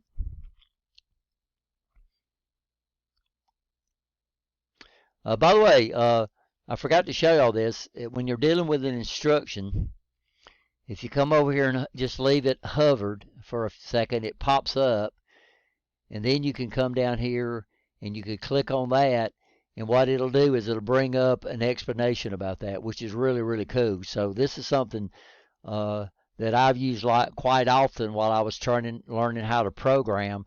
I would just come over here and look, and then let it bring up the actual instruction or the module that shows us how to use that. So it'll pop up in a minute, guys. But you'll see I did that. I just did what? I just hovered it over it, and then it's going to bring up and tell me about the instruction. It tells me what to do. Hopefully it'll give us a syntax, but we really don't need syntax for this one. It's pretty obvious. And then it should come over here and tell us about the instruction. So P edge trigger, it tells us, should tell us we can't use it as the first rung on the line. It should tell us what the clock inputs are, where we can get them from, right? And then the output. So that's another option that's available, which, like I said, I used that a lot when I was learning this. So what do? You just come over the instruction. You just leave your mouse over it for a second or so. Then it'll pop up, and then you can go in and you can look at you can read what it does, which is pretty neat.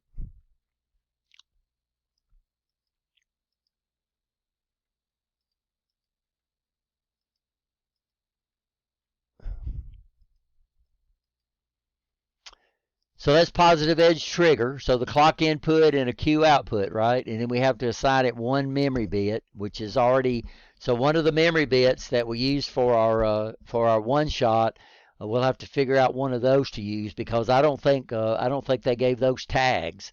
So what we'll have to do is we'll have to set up a tag for one of those memory bits that we wasn't using for this guy right here in our tag table.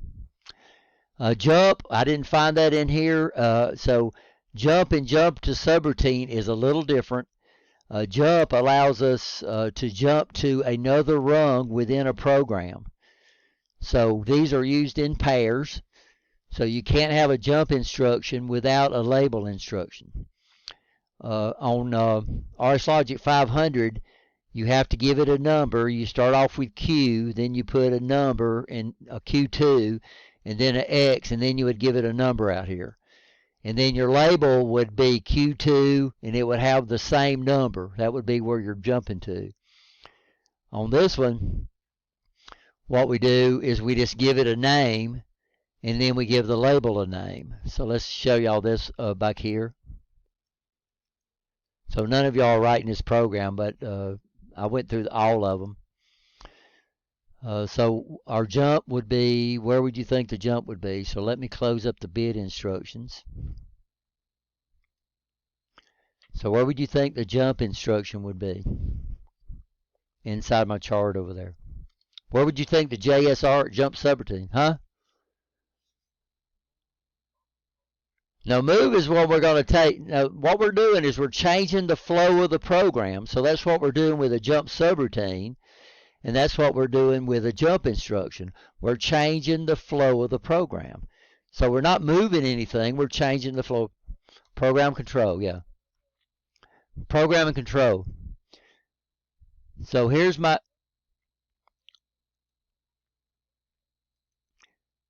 conversion would be like if I want to take ASCII and convert it to binary, or if I want to take binary and convert it to ASCII. If I want to truncate or round a number, so we take a number we can round. So we can round a number. So I could take like a floating point number, which is real big, and I can round it. Or I might have an integer that's got a fraction on it, and I can round it. So no, an integer won't have a fraction. But if I have a floating point number, so I go out there and I read the input off an encoder, you know, and I do a conversion, I end up with a fraction. Y'all familiar with rounding, right? What a rounding is. So we had to round. I don't know what this is. I don't know what floor is. I know what truncate is. Scale. This is where you would do your transfer function. So if you was taking sensors, some of y'all are taking sensors. Sensors would be where we take, so I'm reading a temperature sensor. It's going to give me a certain voltage off the temperature sensor. But that voltage needs to represent a degree. So what we do is we go through a little math formula where we can actually scale it, and maybe 3.5 would equal to 100 degrees. And we come up with something we call a transfer function. Well, what we could do with the scale is we could scale it. So we could have one thing where we could actually do the transfer function. And so a lot of this stuff, guys, we don't need to get into this class, but this would be where we convert things, right? Brianna, you understand? This is not where we change the flow of the program. So what jump does is change the flow of the program. So these would be in program control. And here's my jump instruction right here. So jump, I could pull it in. It's going to be an output instruction. And then every jump has to have a label. So what we'd have to do, and we can jump forward or we could jump backwards. So this we're going to jump backwards. So I could come up here and put my label. I'm listening.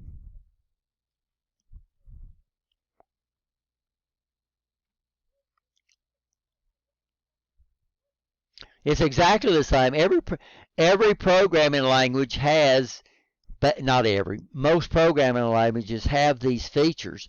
So if you understand a jump on a program where you want to make the robot loop, so you go with your last instruction would be a jump or a go to.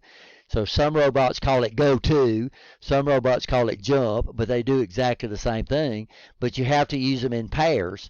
So we call it jump to label is actually what they're called, or go to label, or go to line number. So we have different ways we can change the flow of the program. So just about every robot program does what, Capri? They just loop. So normally your last instruction would be a jump or it would be a go to, depending. So what does y'all's robots use? Do they use jump or go to? They do the same thing.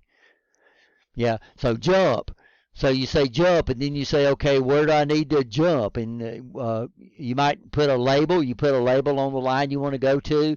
So robots, we usually jump backwards, but we could also jump over. We could also jump conditional. So I can say if this input is true, then jump over some instructions. So we have that feature too. But what we have to do up here, we have to give it a label, and we'll just call it here.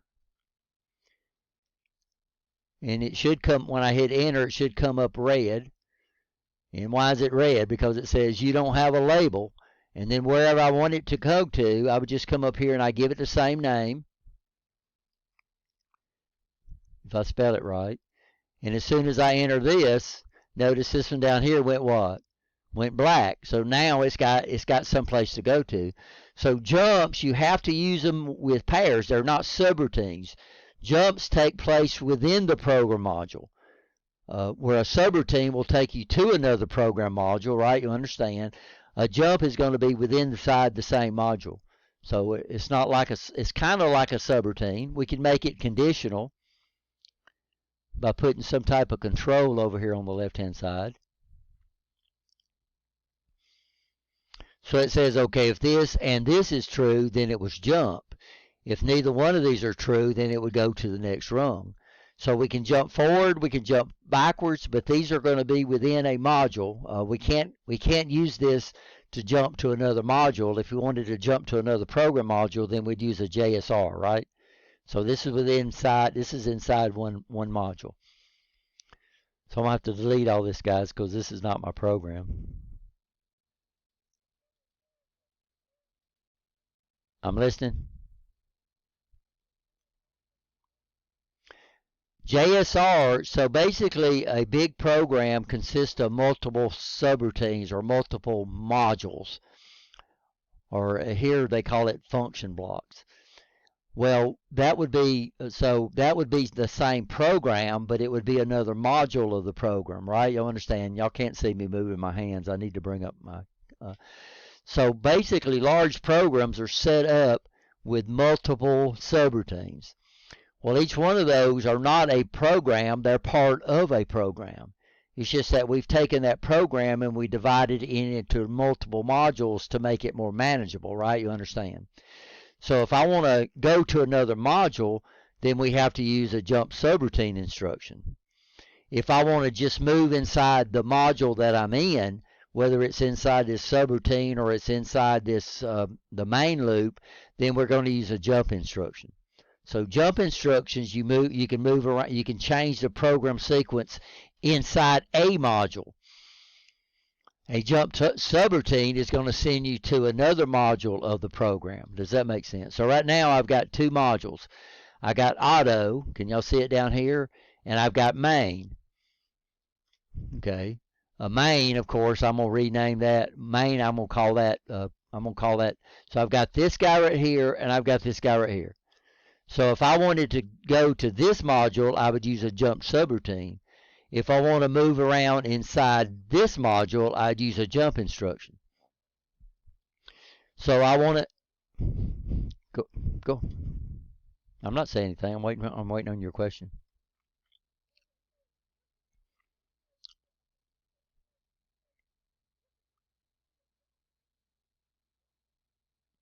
I don't know. We'd have to look it up. So we'd come over here. Let's hover. I haven't used that instruction, but I'm going to hover right here, and I'm going to come over here, and I'm going to wait for it to pop up and come down here. I'm going to go in and look at this, and we'll see the difference. So it's got the end's got to mean something. So we'll look, but it probably still goes because we got jump to list, and I don't know what the switch is. I know what the return is.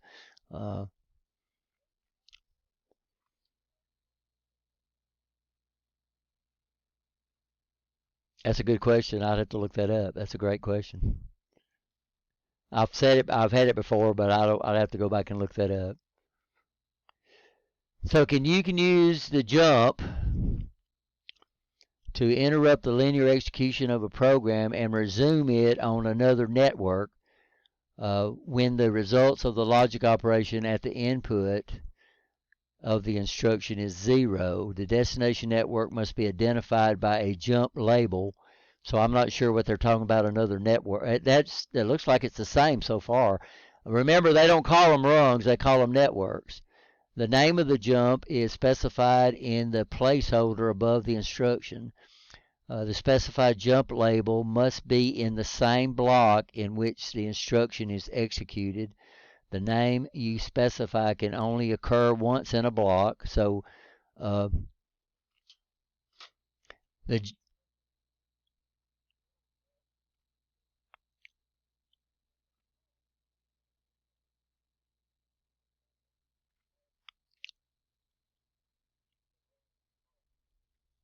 okay, so that's what the N stands for. So that's a good point. So it means the rung. That's a good catch. So this is if the rung is output is false, right? And so that's a good one. You catch. So that's what it means. You hear that, Capri?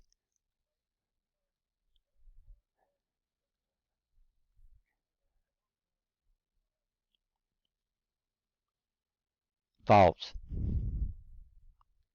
Yeah, then it would jump if the rung is false. Yeah. So the jump.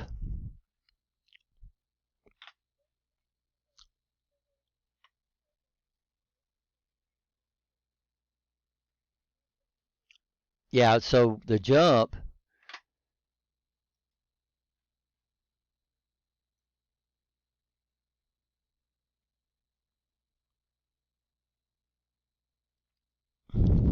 so the jump says RLO, or the rung logic output, is 1. So the jump in says the rung has to be false, and the jump will occur. The jump is if the rung is true, then the jump would occur.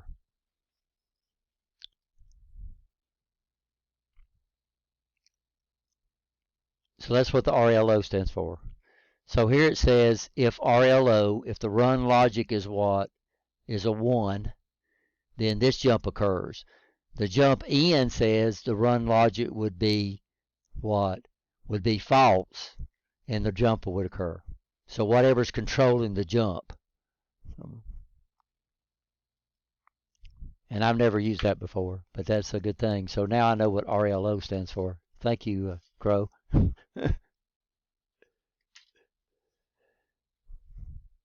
But it's going to be within. I'm listening. Yeah. So if we're going to move, if we're going to make it skip over rungs or go backwards or loop or something like that, well, then we'll use a jump, right? But both of them has to go to a label. So these are instruction pairs, so you can't use a jump without a what? Without a label. That makes sense. So, okay.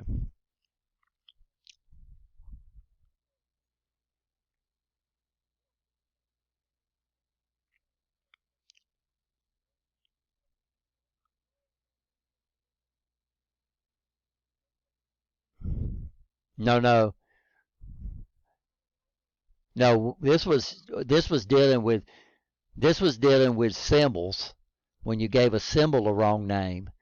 Once you got a symbol a wrong name and people would have that, they would be over there typing in a symbol and it kept going off because you had already assigned it to something else. So what you did is they were using the wrong input, and they said okay, and then they assigned it to then they said red or switch 1. And then what they would do is they would go on and they said that wasn't supposed to be input 1, that was supposed to be input 0, and they'd go down and they would try to assign it label switch 1, but they couldn't because it had already been assigned. So I showed y'all where you get to your label table, and it's pretty much almost in the same spot, right? So when we go under tags, so here they call them tags. So here's where we can so this should show us the tags that's already assigned.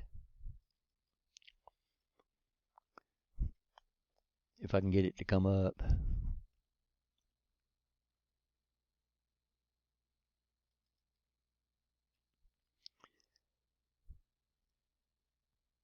So these are already assigned, guys.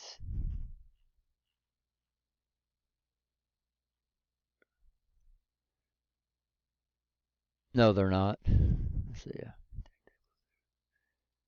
I hit a new tag table is what I did. So let's go here.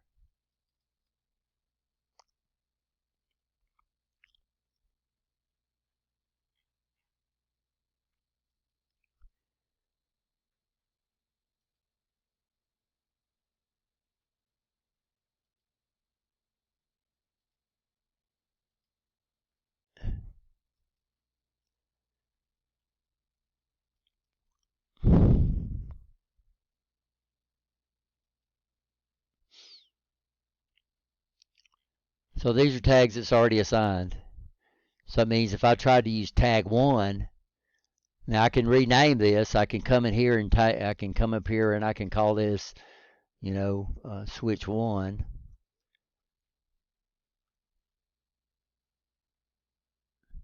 And then when we go back, so what I did is I used the default tags. I keep hitting add tags. I don't need to do that. And we go back up here, it's called what now? Switch 1, see? So if you don't assign it a tag, when you put something in there, it'll automatically assign a tag number to you. But it does it in sequence. So 3, 4, 5, 6, and so you can see I didn't assign anything tags. So when we set up our tag table, this is what we're going to do. We're going to come down here and go to this default tag table, and we're just going to assign tags before we even start, right? So these are all the tags that I've already assigned. These are tags that were assigned for us, right?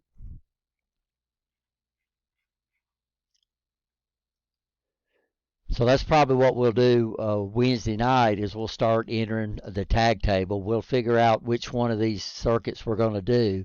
We'll set up a tag table. And once you got the tag table set up, then you don't have to worry about addresses anymore. You'll just enter a what? You'll just enter a name.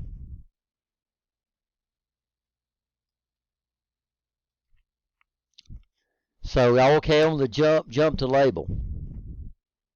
We okay? Like I said, it's in one of these programs somewhere, because what I did is I went through all the programs and I actually pulled out all the instructions that I could see. On delay timer. So what we had to do on the on delay timer, we had all these registers we had to play around with, right? We had the preset register, then we had time base, and to figure out the time, we had to multiply the time base by the preset register. And then we had these status bits that were available. We could look up timer enable, which we never used. We could use timer timing, and we could use timer done. Probably the ones we use 90% of the time is this timer done. So this is the only one we have available. Over here, what we'll do, so let's go ahead and go over to Siemens and let's pull down a timer. So let me go down here to these rungs I'm playing around with down here that I can delete. So where would that be at inside my instruction palette? Yeah, good one. Timer operations. Now we got two options. We got the block format and we also got the coil format. Since we're used to this one, we're going to pull this in. We're going to pull this in. Okay, just drag it in, and here's a timer. This is where we can give it a name. So what we're going to do is we're going to give it the same name that Allen Bradley uses, and that way it'll be easier for us to do that. So if you keep the default, we can come back and label it later. And now here's timer 1. We got PT. PT is our preset time in milliseconds. So that would, if I hit that, then it automatically input enter. It automatically puts 1 second up there. So you can enter them in seconds too, guys. Let's show you this. So if you enter, you can enter in milliseconds. And here it shows milliseconds. Or you can come up here and you can enter it and enter a uppercase S, and then that'll be seconds. So that's our two options we have available to us. Then this shows me my elapsed time. We don't have to put anything there. The only thing we need to put something if we're going to keep up with the elapsed time, or if we're going to use the elapsed time to see if the timer's timing. If we're not going to do that, we don't need to put anything there. We need to put an output right here, and then we assign this to a memory file. What memory file am I not using? I'm not using any.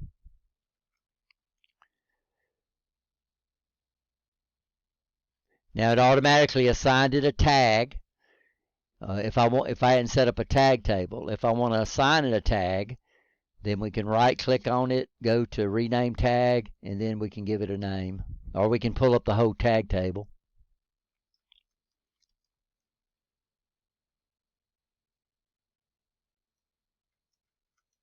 So this is the same.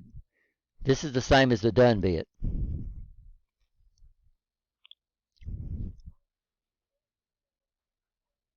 Yeah, it is. So what we'd have to do is we'll pull the coil down here and look and see. So we might have to look this up. So it's got things we got to enter. So what we do is we look up and see what we're going to look up. One of them's going to be the time, right? One of them's going to be a name. I'm sorry. We'd have to assign it something, but we'd have to look that up. And then someplace we're going to put the time. So that would be the time format. So you can see it's a little different, but like I said, we're not going to use this, but all you'd have to do is just what, Crow, is just do what? Hover over it, and then go out here and look, and it would tell you how to use that. And I can't tell you when I was playing around with this time. This one is a lot easier to understand for us, and why is that? Because it's a lot like the one. We don't have to deal with a preset. This is the same as the preset right here, but we don't have to worry about a multiplier. We got two options. We can enter it in milliseconds, or we can enter it in seconds. If you don't put something out there, by default it's going to consider it to be milliseconds, and if you end your number with an S, then it's going to be seconds. So all those we had to 3 seconds. We wouldn't have to worry about a multiplier. We just enter our 3. We could put 3,000 if we wanted to, and it'll go to 3 seconds. Or we could put just 3 and then put an S out there and hit enter, and then it'll do 3 seconds for us that way too. Sorry guys. Needs to be uppercase. And then a Q output, so we don't get a coil. We don't get that timer done. We actually have to put a coil here. So what that means is that's going to be probably something else when we get to this, where we're going to have to assign this a tag, and we're going to have to assign it a memory, because RS Logic, we didn't have to do that, right? So are we okay? Everybody okay? Timer, pretty easy to understand. Not too bad. We got a on delay timer. I don't know what the TP is, but this is on delay. This is off delay. This is non-repetitive.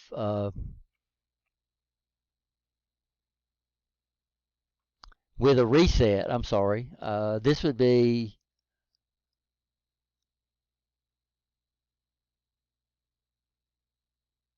That would be the same thing.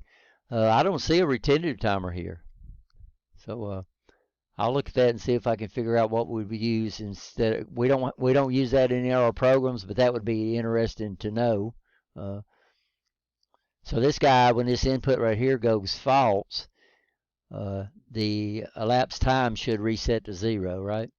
Okay. But I'll see if it's got a retentive timer here somewhere.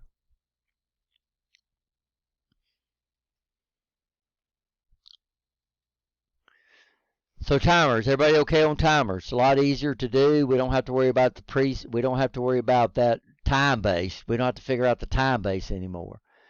And are we okay? Yes? Go ahead. Go ahead. Somebody, I think Tyler, you was asking a question. Yeah, okay. Yeah, Pre.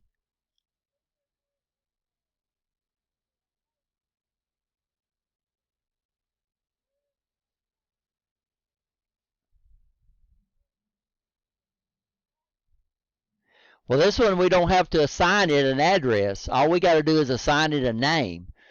So it automatically sets up the memory for us. So back under RS Logic 500, we would have to, because it was set up to a data file, right? You understand? So let me untangle my pen. It's all wrapped around my power cord. So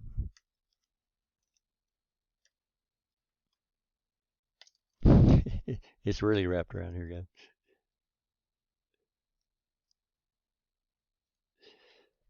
So I would, on RS Logic 500, I'd start off with T. Then I'd specify data file. By default, it was T4. And then we'd put a colon, and then we would give it a timer number, like timer 3. Okay. So this is the way we identify them there. Over here, all we do is we just give them a name. So we call this guy here timer 1. So this is dedicated. So if we look at our project tree on RS Logic 500, where's that at? Right here. Let me close this out. No, not slot 3. A timer does not occupy a slot. A timer is just a timer. So here's RS Logic 500. So what we would do here is once we insert a rung,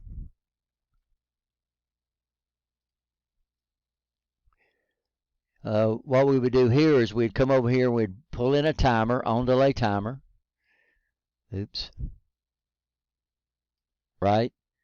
And then first thing we have to do is we have to tell it what data file it's using. So it'd be T4, right? And then we put a :0,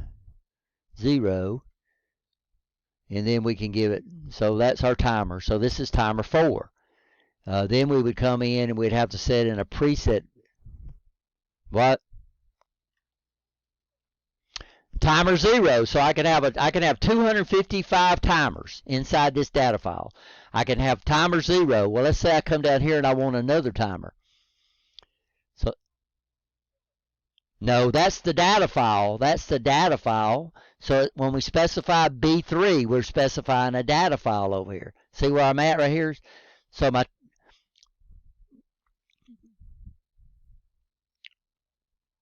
yeah, it's not a slot. A timer doesn't have a slot. A timer's not an input, and a timer's not an output.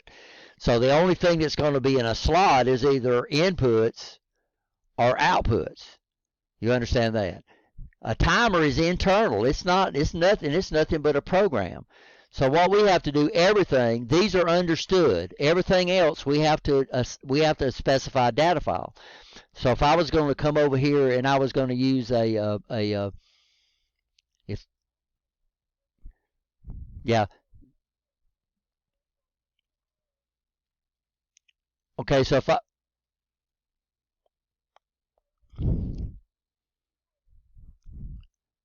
that would be right. No, what we do if I'm going to use let's do an internal coil, and I'm going to assign it to a B3 file. I'd say B3, right? And then I have to assign it a word number. Here we have to use a word number, so I'd put 0, and then I'd put //0, and then that would be the B3 file.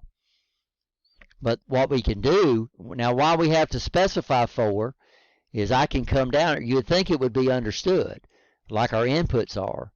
But what I have the ability to do is I can come up so I can come up here and I've got data file 9, right? And I can come up here and I can make it a timer. And then these will be T9, right? So that's why we have to specify the data file, because I can make multiple timers. So when I come over here and I use all these, now if I wanted to specify one of these timers, I would say what? I would say T9, right?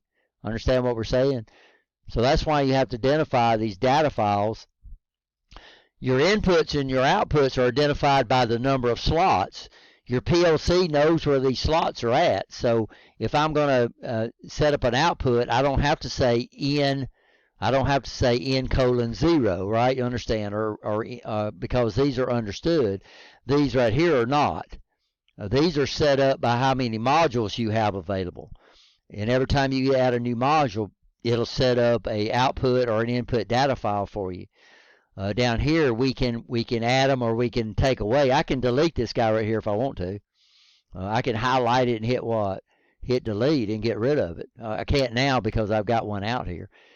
But what would my next timer be if I put a timer in this guy?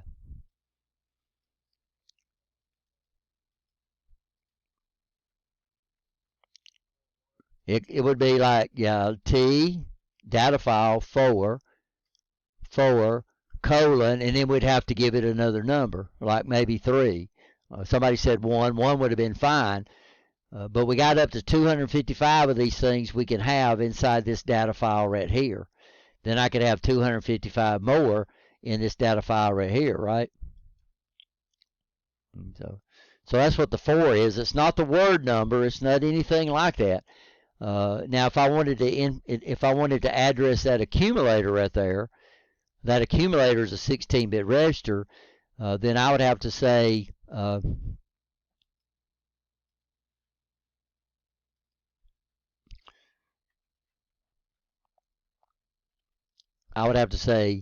T4 3 dot, then I could use ACC, and that would address the accumulator right there.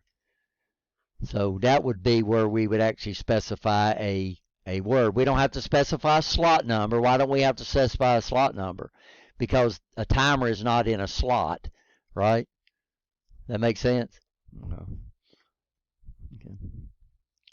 So this is a lot easier because we don't have to worry about this addressing garbage. We just assign it a what? We just assign it a name. So it's a lot cleaner than trying to use that. And this, they learn by their mistakes. And one thing they learned is that over here, they're dedicating all this memory. So if I don't use any timers, I still got 256. Well, no, I got 256 times 3 because each timer just wasted it. Yeah. So here, these guys are assigned memory when we use them. So if I've got one timer, it's only using the memory for one timer, right? So in RSLogic 5000 does the same thing too, guys. Like I said, I wish I had that running so I could give y'all a shot on that. Phil, is that your kiss, Capri? Okay.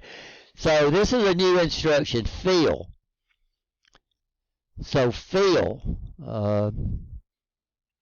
located in the file and miscellaneous section on RSLogic 500, and we've already looked at this. These guys are just going to fill a number of words. So we come up here, we have to use that, and then we might say, M dot 0, and then down here we would say 3, and it would automatically fill 3 bytes of three words of memory up automatically, right? Okay. So what we can do is we can clear out memory, we can get rid of memory, put zeros out there, put all ones. If I needed to turn all my outputs on, I could turn all my outputs on. We can turn all our outputs off. We don't have to. We can come up here, and the pattern, we got to put a pattern. I think one of them's using 128. So what the pattern we're going to fill in those outputs would be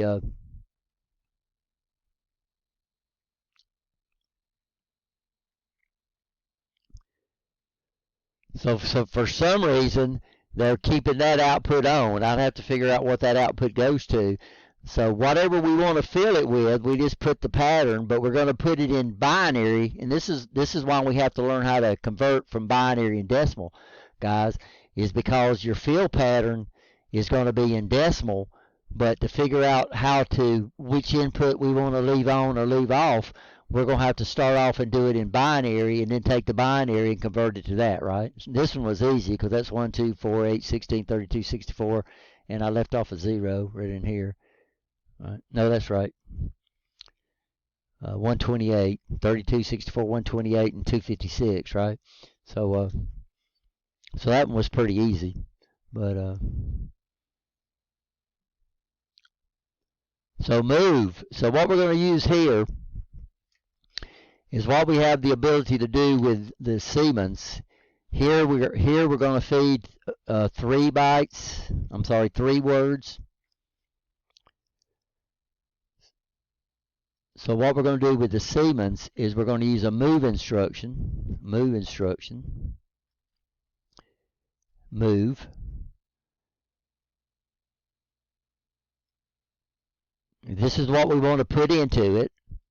So let's say I want to put 128. And this is the output we want to put it in. So I would come up here and I would say QW, and that would do a whole what? That would do a whole word, right? Okay. And then, can y'all see this little star right here? I'm going to click on that, and it stuck another output over here. And then I can use QW word 1. And then I can come over and click on this again. And then I can use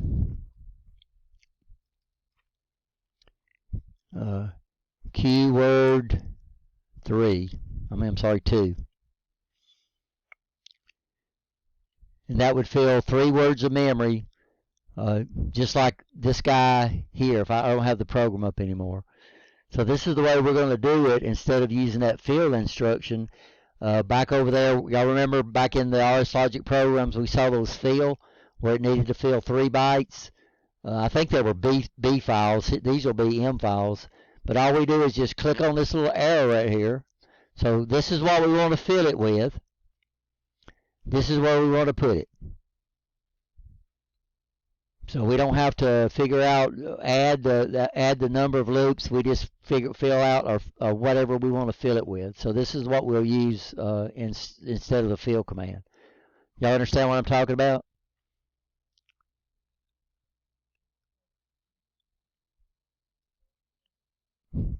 No, we used them in one. But the move command in the RS Logic, you can take one word and you can copy it. It's not a move, by the way. They for some reason they got it misnamed. This is a copy. So move means if I was going to move, like when you move, you take all your stuff here. I'm going to call it stuff, and you do what? You move it somewhere else, and it's not there anymore. So these move commands are basically a copy command. So right now, this would be immediate addressing, which means that is the operand. But we could get this from anywhere. I could say move, word, input word 0, and then it would take input word 0 and copy it into all these words right here. So it would update the outputs. So, but on RS Logic 500, that move is only one word. Here I could change this to a byte. I could change it to a bit. I could change it to a double word. So it doesn't make any difference. This over here and this over here should match, but when I'm moving 128, then I identify, when I said 128, I identified it over here, I identified it as a word, right? So I'd only have to re-identify it if it was larger than that. So this is going to fill those 3 bytes of memory. Those 3 words of memory.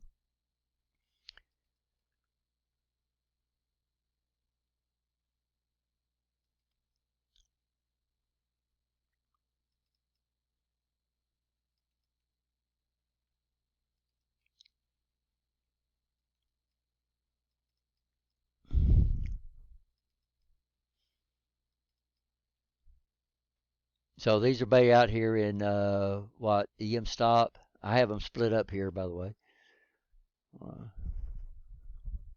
It ends at what time? 10 minutes ago. Yeah, so guys, we'll continue. Y'all got to, when I get started, I lose track of time. I need to start setting my watch. So we're at the fill command, right? By the way, I told y'all this a while ago when my microphone went out, but we're doing our midterm next Monday.